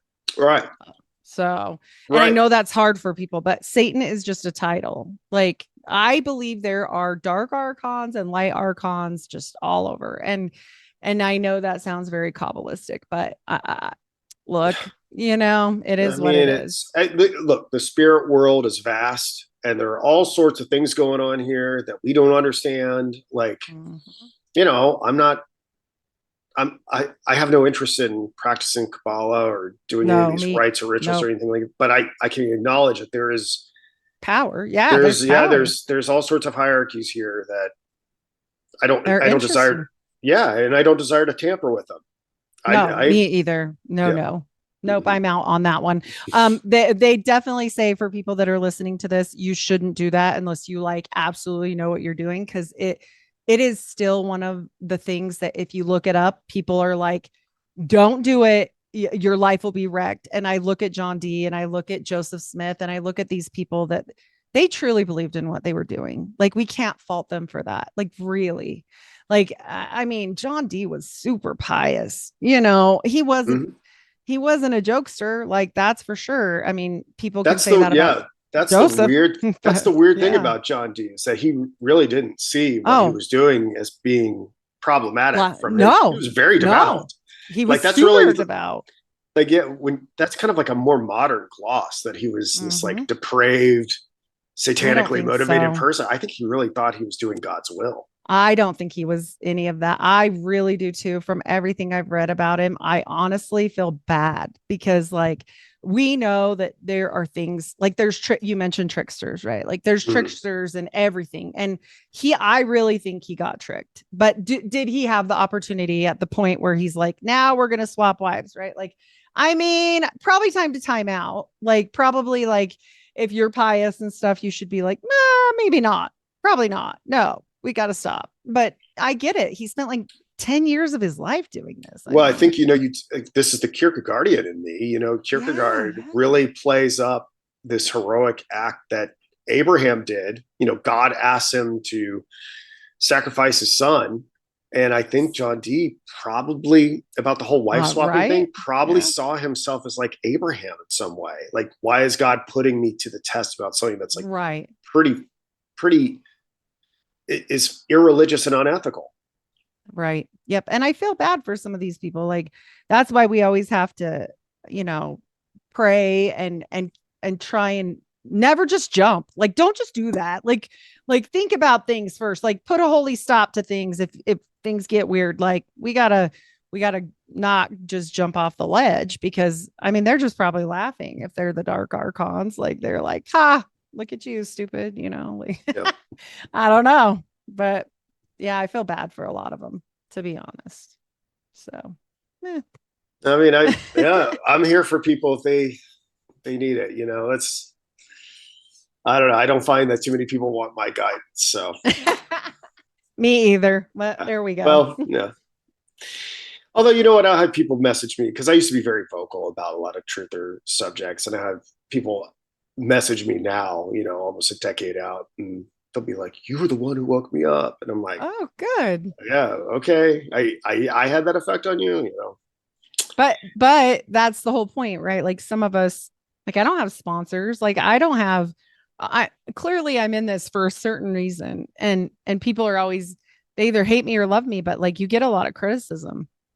And my Well, family, you know some your of them, stuff. I can tell you, you're a heavy hitter. You come prepared. You got receipts. I can tell but you get you're in built a trouble. little. Yeah. You're built a little different. Yes. A lot Yes. of I people just want to like to get try. on the a lot of people just want to get on these things and gab. Yeah. So No. I appreciate that about what you do, because it's like, okay, like at what point is like conspiracy and truther stuff just like a little bit more Candy. hot? It's like high-minded gossip in a lot of ways. It's like, Hmm. and Gotta like get beyond an this. addiction. It's an addiction sometimes, I think, for Yeah. people.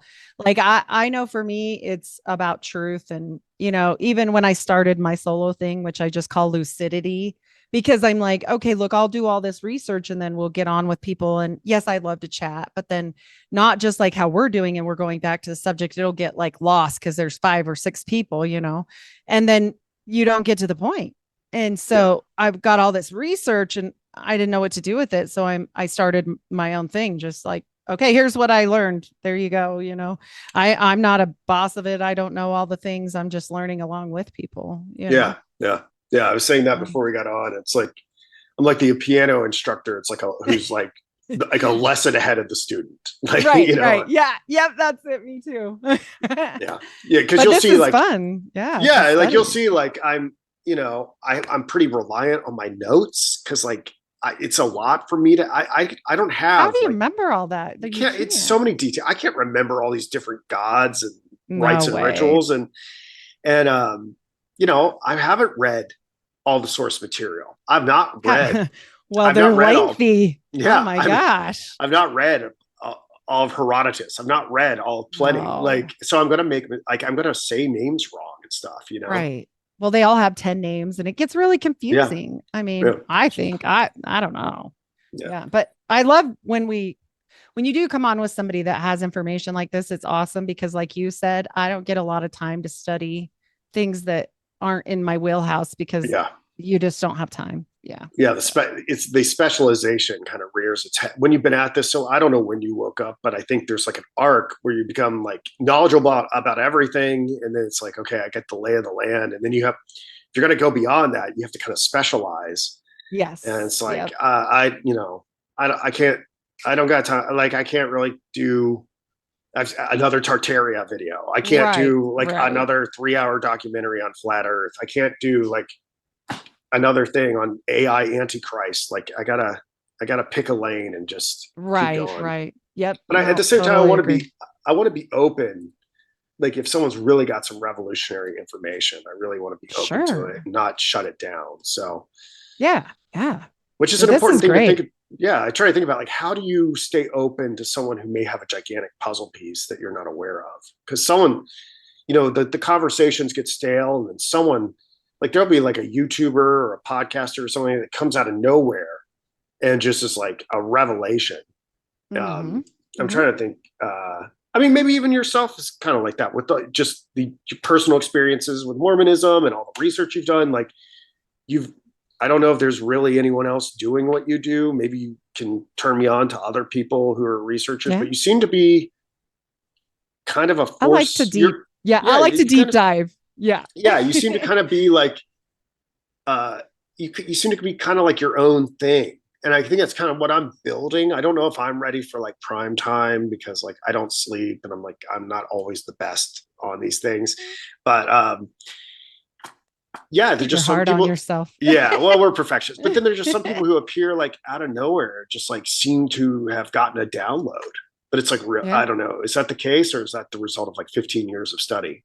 For me, I'm just studying all the time. Like I don't know a lot of things, and that's the whole thing. I think as I've gotten older, what you said about academia is so hit home for me because I'm like, I never learned nearly as much stuff as when I had a passion for something. Right. But I mean, this passion for me was mostly, honestly, to save people. Like I felt like, okay, what if these people are being led astray? And what if this is a bad thing and they don't even know? And if they still want to do that later, like I'm super careful. Like here in Utah, I'm in Utah. People will say, what's your podcast? And I'm like, what's your denomination?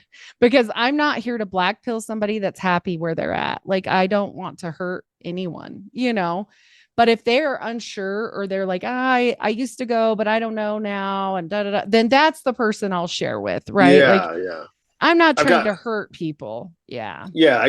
I've recent, like the past month or so, I've gotten in touch with like friends of mine from high school, like some people I was close with, people I wasn't close with, and we've caught up and talked and kind of allude to like what I'm interested in these days. And a couple times I've been like, oh, they're not ready. They're not ready for this. Isn't it the worst though, when you're sitting there and you're like, nope, Nope. Like, and in your brain, you're just like, oh my gosh, like this is so wrong. But then, too, like maybe you were there too. And so you just wait, I think about it, like, was there someone from my past who was like trying to enlighten me and I just shut them down? Like, I think I go back in time because I really should have woken up like immediately after 9/11, right? Right. And I we're didn't till 2020. yeah, I mean, we're roughly the same age. Like, I am embarrassed that it took till 2016. I am so embarrassed. Yeah. And I try to think back. It's like, was there anyone who tried to reach me and I just wasn't receptive? And there were for me. I don't think there was. I don't think there was. And I feel like I was a Oh. late comer. And I was like, for many years, it was just me. 2020 really accelerated things. There are a lot of people who are awake now because of 2020, but Yes. 2016, it was like people were like, oh, you need to be in an insane asylum. But then we look at all these old people, these really old people, right? And we're reading books and going, wait a minute, I get it, right? Yeah, like, yeah, what? Yeah. I don't know. It gets weird. The more it really is true what they say. There's nothing new under the sun. Like the more you know, like you're just like, oh. And the more I know, the less I know.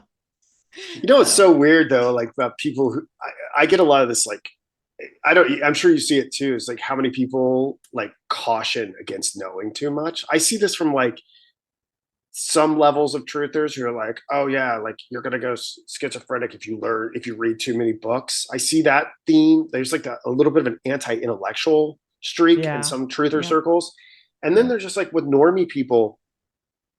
So I hear so many times they're like, I care not. I choose not to go down rabbit holes. Like you see like normal people just, and even just capping the amount of information that they're, and I'm just like, yeah, that's not me at all. No, I can't. Let's effing go. Yeah, I can't. If it's something that sparks my whatever, then it's, I gotta figure it out. Even if I can't. All right. There's been so many things. Try and do a deep dive on Martinism, Freemasonry. It's like so much information that I finally went, yep, I'm never going to understand this, but I still try. I don't even know what Martinism is. See, I'm like a normie compared to you. No, it's just my weird wheelhouse. You know what I mean? It's this weird place what's Martinism? That's the Freemasonry. That's the French Freemasonry where they practice Solomonic magic. And so that they're practitioners and they call spirits down. And I think stuff like that is real. Like somebody said to me the other day, no offense, guys, if you see it on YouTube, they're like, don't you think it's more consistent that he was just kind of lying and da da da? And I said, sure, if you don't believe in anything else, like if you don't believe in any extra, not of this world. I don't mean extraterrestrial as in an alien, but like other beings. Yeah, then that's your answer. But I do, so then you get into that whole like, sorry, like this is just like all this stuff and magic and blah, blah, blah. And what about all these people and what they're talking about and all these people that have written books and all of them came from like, okay, Crowley and Joseph and, the Muslim religion came from the same thing, and L. Ron Hubbard and all of these guys talked to an angel and then did a sexual exchange and then wrote a book and then it became a religion. So like, how do you explain that? You know what I mean? Like, that's weird. Yeah. I don't know. It's crazy. Well, so, all right. So let me ask you this, because it's almost 7 o'clock. It's almost 7 o'clock where I am. I don't know. I probably should cap this at like 7:30 so I can like make dinner and stuff like that. Yeah. Perfect. I'll be quiet. We can, no, it's great. I mean, I can keep talking about Jupiter worship and things like that, or we can just like look at Trump for a while. I like the Jupiter stuff too, honestly. Like I'm fascinated with the Jupiter thing. So. All right, let's just keep going. Maybe I'll do like a lightning, no pun intended, a lightning round. Lightning round. So here on the page, we're going to be looking at the ancient Germans and Donar, or Thor. And the ancient Germans revered the oak as sacred to their thunder god, Donar, who was equated with Jupiter, with a famous oak near Geismar, and this was called Donar's Oak. Donar, like Zeus and Jupiter, ruled thunder, lightning, rain, and crops, linking oak worship to fertility. And as I mentioned earlier, the word Thursday is Dunar's day, which reflects that Jupiter connection. And on the right here, we have a Marvel Donar or Thor. I'm not a big comic person, but that was the one that was most interesting to me. And as far like I mentioned earlier, I believe we get the etymology of thunder is from Thor and Donar, Dodornar. So I think that's where thunder comes from. Awesome. And then on the left here, we have St. Boniface, who was born in Winfrith around 675 CE in England, and he was a missionary spreading Christianity in Germanic lands. And around 723 CE, he famously chopped down a sacred oak near Geismar, Hesse, called Donauersarth, the one we mentioned earlier, dedicated to the Germanic thunder god Donar. Per Willibald's Life of Boniface, Boniface felled the tree before a pagan crowd to prove Christian dominance. And when no divine retribution came, many converted. He used the oak's wood to build a chapel, symbolizing Christian triumph, mirroring the oak's sacred role as a divine conduit. So that's interesting. You chop down this conduit for Donar or Jupiter or whatever, and then you build your church out of it. It's pretty wild. That's pretty wild. Yeah. And then I thought this was interesting here in slide 242. We're going to talk about Perun. We're going to talk about Perun and Perkunas. These were new to me. So among the Slavs, the oak was sacred to Perun, their thunder god akin to Zeus and Jupiter, with a statue at Novgorod holding a thunderstone symbolizing his power. I could not find an image of that, so I just have this pillar over here of Perun. Okay. On the right, this red pillar. A perpetual oak wood fire honored Perun, with attendants facing death if it extinguished, underscoring his supreme status as the lightning-making lord per Procopius. The oak-centric worship involving oxen sacrifices mirrors Aryan thunder god rituals. And then we have Perkunas here in the center. And Perkunas, the Lithuanian thunder and lightning god, akin to Zeus and Jupiter, was worshipped with oaks and perpetual oak wood fires. Again, we have the fire, which when extinguished were relit by sacred wood friction. They would just rub the oak together. Men offered sacrifices to oaks for crops, women to lime trees. I guess they had a different goddess that was in that tree. I think her name was Leka. I have to go back and check. And during droughts, communities sacrificed black animals and poured beer on fires in oak groves to summon Perkunas's rain. I did not go into why they got into this black animal sacrifice or all the different I think the Celts were sacrificing white bulls. I could really go into the weeds with that, but right. I'm sure they've got some of them are. And when we were looking at Dodona, where the priestesses, the three doves, there's birds associated with Zeus there. So there's all sorts of animals involved. There's whole stories there. And what I found was super interesting about Perkunas, you see here in Baltic mythology, Perkunas, the Lithuanian thunder god, is linked to the swastika. So you had these the Latvian Air Force used a maroon swastika on a white background as a symbol from 1918 to 1940. So long before, well, maybe not Mr. long Mustache. Before, but before Mr. Mustache came on the scene, you had the Latvian Air Force flying around with swastikas. And wow. This raises super interesting questions.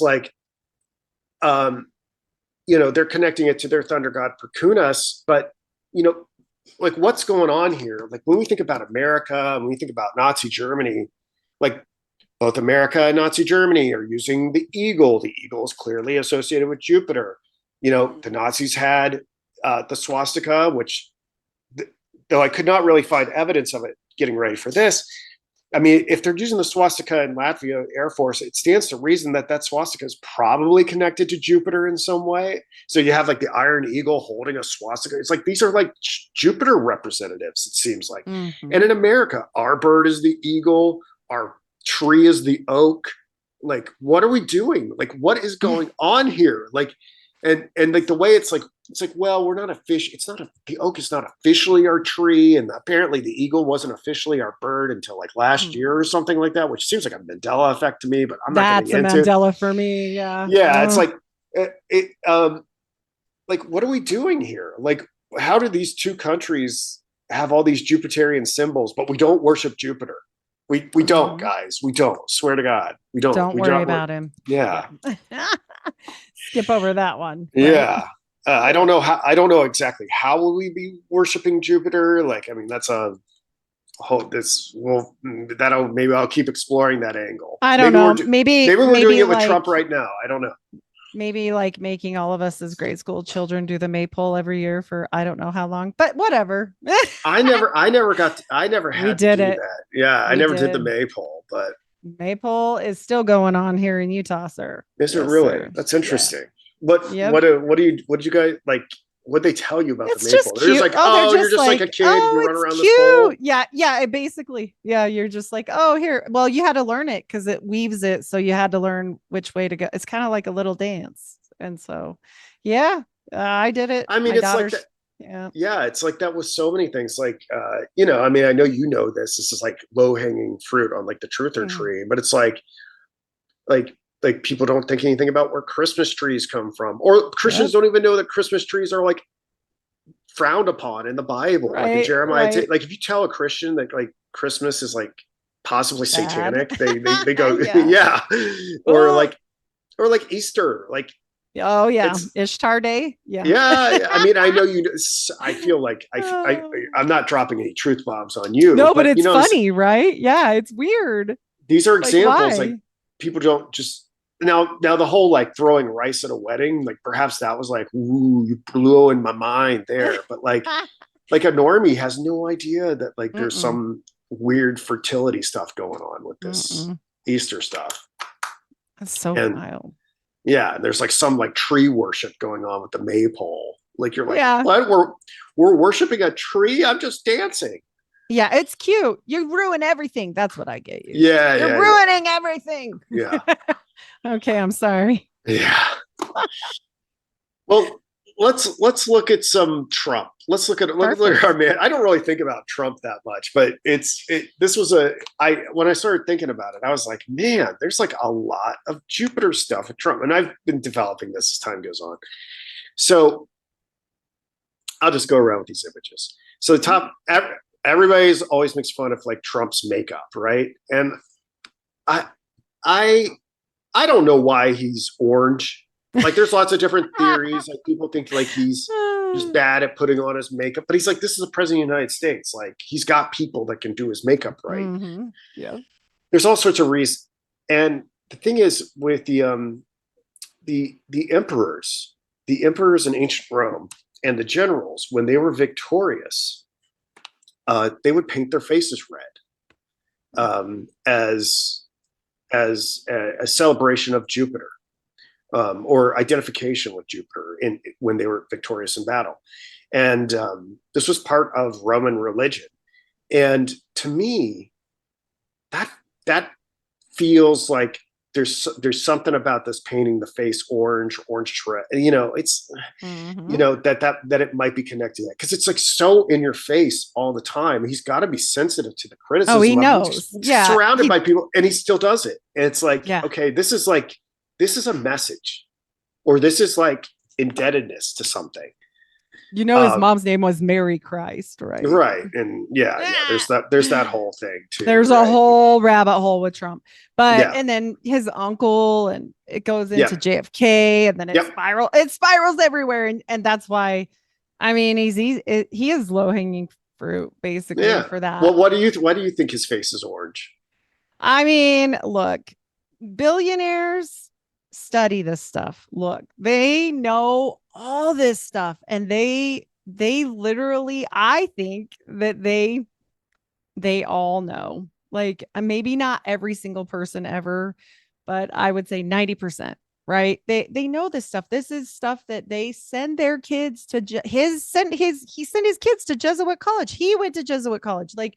And I'm not saying that means everything, right? But add it together with everything else. Like, it's a lot. And I think these families, these important bloodlines, I mean, they don't just screw around with their kids. They're sending them off to do this stuff. They're initiating them just like they were initiated. And I don't think, part of me doesn't even feel like it's nefarious. It's just what they do, right? Like that's what they do. No. And so I wonder if like there were like just all these classrooms that I walked into in the past and they're like, shut up. Don't talk about the orange face paint that we do. And Luke's coming. Well, and think of this, like if they are in any kind of religious order where they send out missionaries, how easy is it to say your kid's going on a mission and they're really going to 2 years of, the college for them, right? Their Mystery Babylon college. Who knows? Maybe. But I don't know. I don't know. I don't have a theory. I don't know either.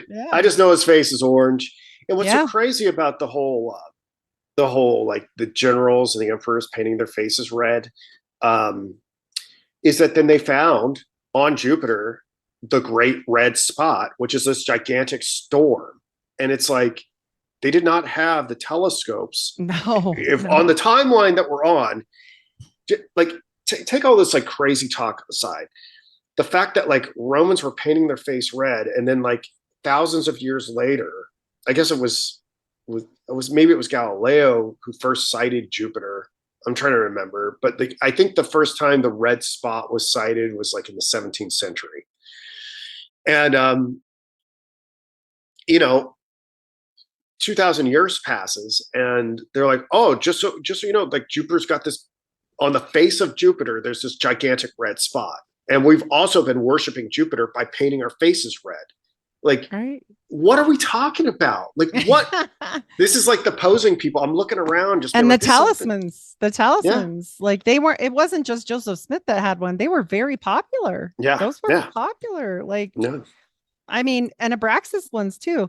Like, I mean, how did they get all this information when it seems impossible, basically? Yeah. I don't know. Well, let's look at some other things too. So the big thing, like Jupiter is a storm god. And like, I'm like, oh, well, like what have I heard about storms in the news for like the past 10 years? Oh, Trump and storms, like this like cryptic QAnon thing where he's like, you know what this represents?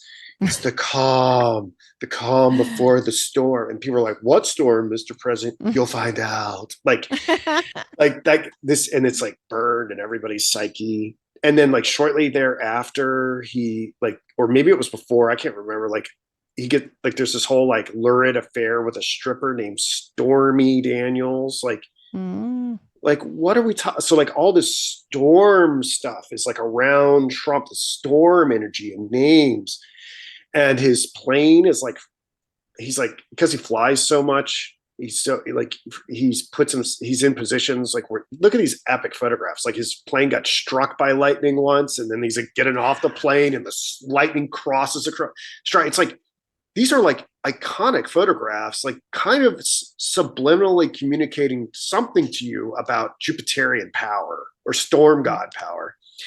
And, everybody in our community likes to decode these economist covers. Like this is, they try to read the tea leaves about the future, and they've got Trump here. Well, they've got Trump posed just like Zeus, just like Jupiter with the eagle staff and the worldly power or whatnot. This is the pose of one of the most famous Jupiter statues. I believe the one in Capitoline Hill. I should have included an image of that. And then Trump is like connected to Jupiter, Florida. Like he's got the Trump National Golf Club there. Some of his family he's always in Jupiter. And those big the flotillas, the big Trump boat parades, those are launched out of Jupiter, Florida. And this is like, in and of itself, each one of these things is like probably not that powerful, but it's like, I keep going here. Let's go to the 244. Right.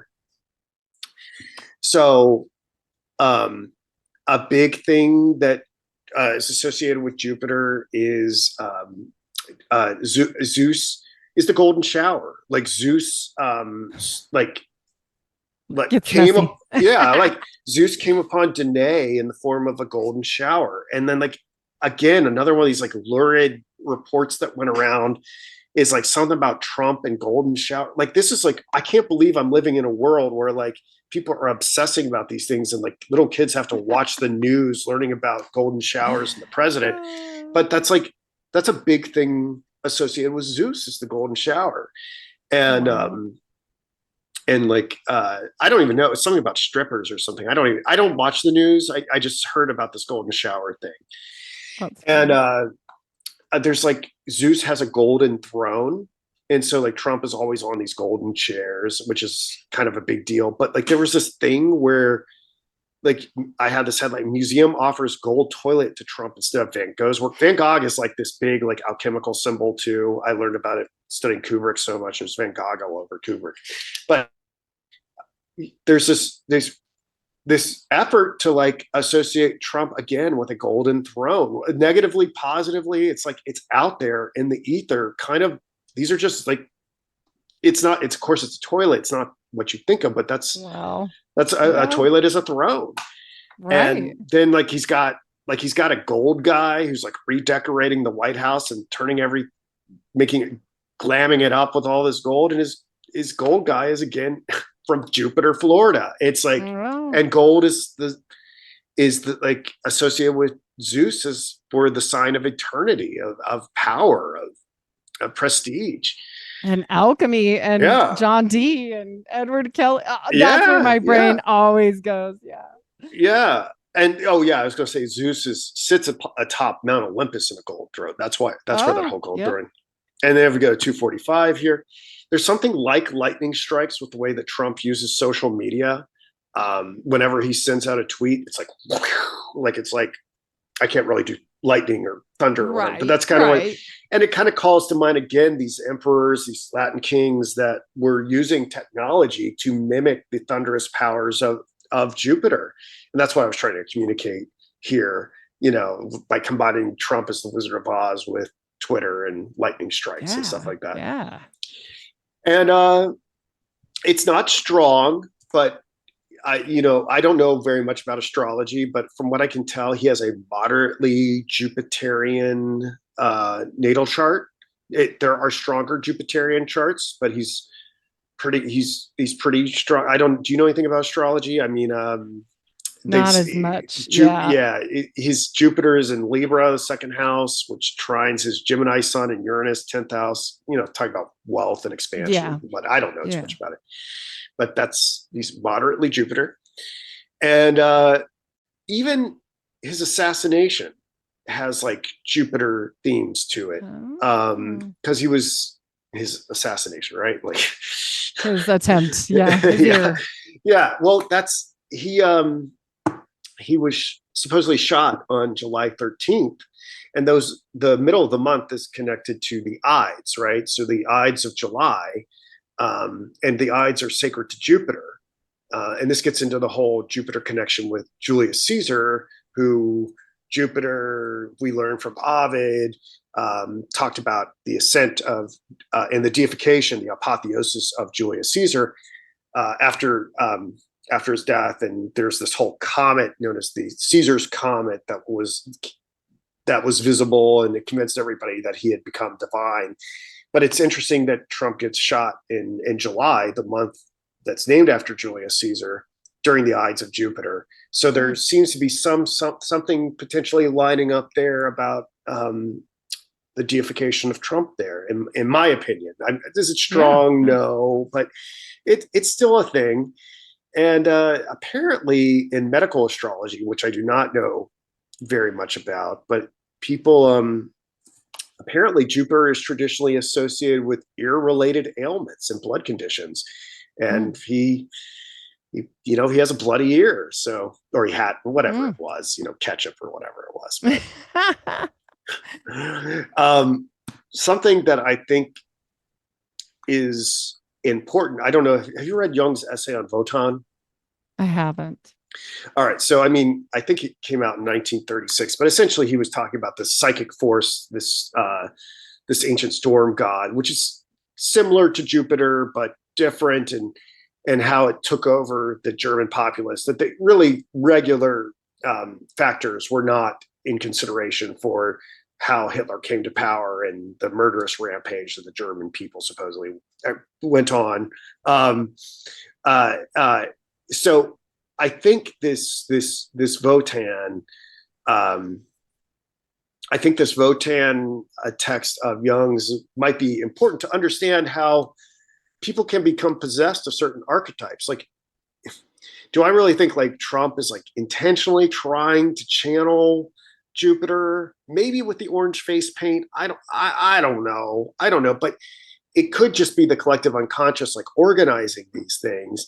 And there could be scenarios where these psychic forces, these archetypes, overwhelm the ego and they start flowing through you, unconsciously, and you become possessed, not on like how he believes Hitler was possessed by this Votan archetype. And there is, for people who want to go deeper into this, I've not had a chance, but here are some references that Jung talks about. He doesn't really talk about Jupiterian archetypes very much, but if someone wants to pursue this line of research, he does talk a little bit about it: psychological types, symbols of transformation, and archetypes and the collective unconscious. And you can just screenshot that if you want. But in general, I think the idea is that Jupiter comes on the scene to be disruptive, but also to restore order, that this might just be like the calibration of this realm that we exist in. And the Jupiterian figure as Trump is back on the scene to restore some kind of balance, that some sort of disturbance that happened. This is not an endorsement. I'm not some, Right. I don't believe in politics, clearly, if I'm doing stuff like this. But it is interesting to think about why archetypal possession happens. Is this something I'm prepared to defend to death? No, but it is an interesting line of research if someone wants to go into it. And I have one last thing, a brand new Jupiter thing that I found just for you. Because the other stuff I had recycled. And I thought this this would really got past the goalie on this one. I did not know about this, but apparently during the first Trump turn, Macron, who constantly, at least at one point, I don't know what he does now, but at one point, Macron was always associating himself with Jupiter. And you see that here in Le Point, Jupiter à l'Elysie. I don't know how to speak French, but you get the idea. He was always saying like journalists couldn't understand his big Jupiterian thoughts and stuff like that. And he brought this oak tree from France, where like a lot of Americans died during World War I think. And he and Trump planted this oak tree on the White House lawn, and they've got these golden shovels, to plant this oak tree. And, clearly something Jupiterian is going on here. And what was so curious about this is that apparently the oak tree died during COVID. The oak tree, I don't know if it was because of stuff going on with COVID or because there was like a moth infestation or something like that, but they took it into quarantine, and then the tree died in quarantine. And I think I don't know if there's been a follow-up. Macron's like, oh, we'll send him another one and we'll plant this new oak. And people said, to quote this article, responding to social media posts, Mr. Macron said people should not read symbols into everything, as he tries to posture to be a symbol of Jupiter. He says, he told Swiss public broadcasters, RTS, we will send him another.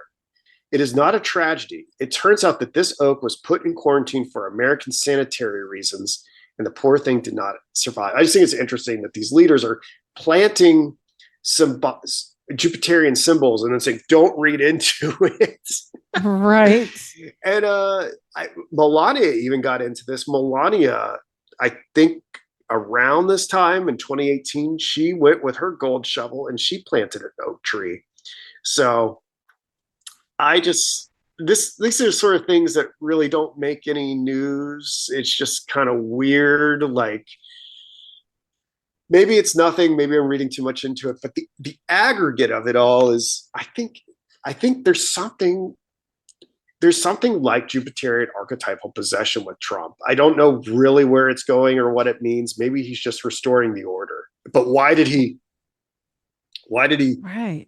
Why did and he a gold lose shovel? Yeah, like why weird. did he, like the second he gets defeated and comes back, like, I don't know enough about like Jupiter mythology to know like what the significance of all that, but I'm sure it's relevant. So I don't know. What do you think, like, when I show you all this Jupiter stuff? Are you like, yep, I'm sold, like he's Well, possessed by I a mean, Jupiterian archetype? Or are you just like, Luke, that's crazy? no, I can see the parallels for sure. That's very interesting, especially the golden shovels. Like what? I mean, you couldn't just use a normal shovel, you No, know? only the best. That's Only the weird. it's an interesting picture. They're both planting it, right? Like, I mean, I could It's like weird. I could really dial into this. Like they're both like Yeah, holding the yeah. golden shovels, and then she's behind the tree, kind of as if It's it's like weird. got that spirit in it that we looked at Yeah. earlier. And it's just like, are these just like patterns from a higher realm bleeding into the reality? She almost looks like a dryad there, doesn't she? I mean, just the whole thing in general seems weird. And then his fall from grace, like right after that, Yeah, Macron's. yeah. I mean, and I mean, I think there was a slight too between his wife and Yeah, yeah, it's weird. Like you find uh, videos of it too. yeah, Like the wives are trying to act not all buddy, quite but right. Yeah, like and then it was weird, and I don't know. It just seems off for sure. But it's almost like okay, they're trying to bring the energy together, and now ultimately there's one. yeah. So, because Macron is definitely fallen from grace at this point. As But I don't even know. I know that Candace Owens is in trouble for talking about his wife. That's oh all I boy, know. I know she's supposed to be a Yeah, man yeah. lady, something. Who even knows? Everybody apparently. I don't know Yeah, about that stuff, but I can definitely see that they would try to channel into these things because if they know like the mysteries, right? If we're talking about mystery school, I mean it would make sense. Like even if they are Christians, it would still make sense like if they're gnosticy, like I don't know, whatever, some of them do. So I we can't just say, oh well, he's just a Christian. Well, you don't know what kind of Christian he is. So is John D. I mean, the thing is, like, let's just say they know what they're doing. I tend to like, again, I tend to think we're in the simulation and people are just vessels. But you see, like, we look at St. Boniface, like cutting down that Jupiter tree or that Geismar tree or whatever he was cutting down. It's like so many of these people were, converted to Christianity, and some of them, they probably, just a lot of the old ways stuck with them. And they Right. didn't really, they Right. were like, I guess we're Christian now, but we still going to do the other thing. And Mm-hmm. you get all this synchronization. Right. Yeah. And they did it purposely. I mean, they did it on purpose. And I just think that like anything that pierces the ether has power. And I think Steiner puts this the best. Like when he's talking about, ceremonies and these things that I'm definitely never going to be a part of. I like learning, but that's all. But I see that it obviously holds power for people, whether it be native people or billionaires or I don't care what, right? They know something, they're tapped into something clearly. And so, I mean, whether that works all the time, probably not, but it's very interesting nevertheless. So Yeah. for I mean, me, I don't know, if I had to guess, like the significance of the tree dying and quarantine, like, a lot of COVID is associated with Apollo. Because Apollo, I think there's even a book out there called like Apollo's Arrow. And it's like a lot of people, like when you're talking about like Greek gods and stuff like that, a lot of people think about Apollo as like the god of prophecy and light and playing the harp. Um, but he's also the god of plagues.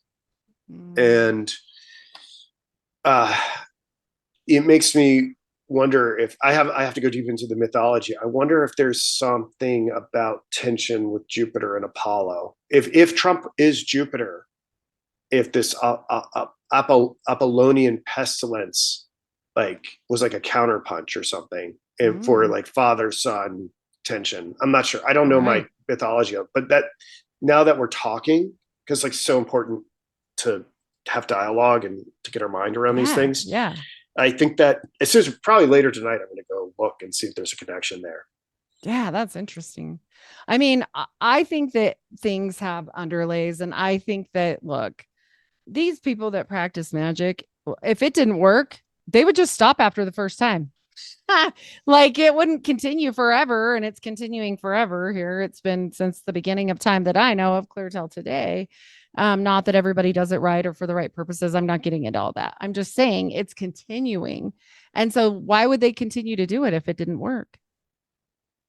You know? Yeah, I mean, this is a very interesting question about whether or not, if, like I keep saying, it's a simulation, if magic is kind of like a way to hack into it. And I think the simulation is going to roll along and do what it does anyway. But like certain individuals who got initiated, maybe us, like we're initiating ourselves, like we probably, like I see, like I mentioned earlier, when I see like my thoughts reflected back to me in headlines, or the synchron, like the posing people story I told you. If there's like ways to hack into the simulation, and I don't know why I'm able to do it, I have no control over it. But maybe other people are like, well, I want to do that too, and this is the fastest route to do it. So I'll do magical practices.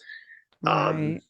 I just No, there's a way. I think there is a way. And I think anything that doesn't come from God to you, then it's distorted, right? And then it yeah becomes something that it and that probably leads to these people having like horrible situations like John D and Joseph Smith falling out a window after having to watch his brother die, and like all these horrible things. Like we see all these horrible things happen to these people. And sometimes I think it's because maybe it wasn't, they're forced. If you're forcing, anytime you're forcing something, I just think that's not a good idea. yeah Like if it's a natural gift from God, because people always say, then you think all the angels are bad. yeah No, yeah I'm just saying that all angels do not like us. That is a fact. It is a fact, but they have to help us sometimes because God says so. mm. So, they're militant and they have to obey. And so, everything is legalistic in the other side. It's been explained from the deepest, darkest Satanists to like the top of the most religious people or natives or whatever. Everybody knows there's a legalistic system every spot you go to. Like it really is similar. And that's what gets me, right? Like if all of this is woo-woo baloney, okay, cool. Why do people that have never been around other people that are out in the middle of an aboriginal world that are secluded know about this stuff? Mm. That's my Yep. question. Yep. Yeah, Yeah, like it's a it's great got to be question. something. Yeah, Well, there's and got to I be would say something. just to put a bow on it, I think if you have that question, I think you should study the Golden Bough, and dip in every once in a while over on my channel. And I do Absolutely. frequently like hour to 2 hour long podcasts on the chapter, and I go into these crazy tangents like we have today. Awesome. So if someone wants to join and be a part of it, I'm open to that. If the vibe is good and the chemistry is good, you're welcome to come on my channel some point. So Oh, at some I would point, love that. if you'd like to Yeah, do this again, I would. I would have to say I do have to. I have to You're go make fine. I have to go make You're dinner. good. Yep. You told me the timing. And so let people know one more time where to find you and all your work. Yeah, I mean, I think Instagram is a good place to find me. LAJPhD. I think that's my YouTube handle, but I think it's my name, or Dr. Luke Johnson. You can find me there. And then I'm also on Twitter at another handle. I think it's Noetic Series. It's an old thing I did. So you can find me over Perfect. there. And I'm pretty responsive. And I Awesome. just, I like collaborating with people like you. And Thank you. yeah, maybe we can do this again sometime. I would love that. And I appreciate your time. I know we've gone long here. It's always nice to, speak to a like-minded person. For Even sure. if we don't like agree on every little thing, it's wonderful to expand our minds, right? Like, Mm. I don't know. I love that. Yeah. I mean, it's so easy to get stuck in your own head or in your own echo Yeah, chamber. absolutely. And thank you for showing me this. And I don't know that I ever would have learned about the Golden Bough if you hadn't talked to me. So I'm definitely going to be doing some homework on it. I Well, I'll tell appreciate you, it. the guys over at Sync Tank are pretty well versed in it as well. I mean, I think David and Paranoid American. Oh yeah, I Thomas. think David has been studying the Golden Bough much longer than me, Wow. and I think David's a smart guy. Oh yeah, no, yeah, he definitely is. Definitely. Yeah. All those guys are super smart. And I have to Zervis, say, yeah. yeah, as a Andreas is He's pretty high IQ. I'll tell you his what. brain, he's got a big brain. Yep. Yeah, but I I think always call him that. Yeah. yeah, and then I think Paranoid American is doing like a he does comics. I think Yeah. I think they're doing like a comic uh, uh drawings, like comics, like interpretation of the Golden Bough. Well, and I actually saw that he came out with when I was typing in for your channel, it popped up because I'm subscribed to his channel that they just did a Golden Bough episode for Brave, the Disney show. Interesting. And so Cool. I didn't watch it, but I know it's out there for everybody that I'll have follows to him check as it well. out. So To check it out. Well, thank you again so much. And I would love to come on anytime, and you're welcome back anytime as well. All right. I'll think of something for you to join me on. You bet. Perfect. Right. Thank you so much. Have a good one. Bye. Bye.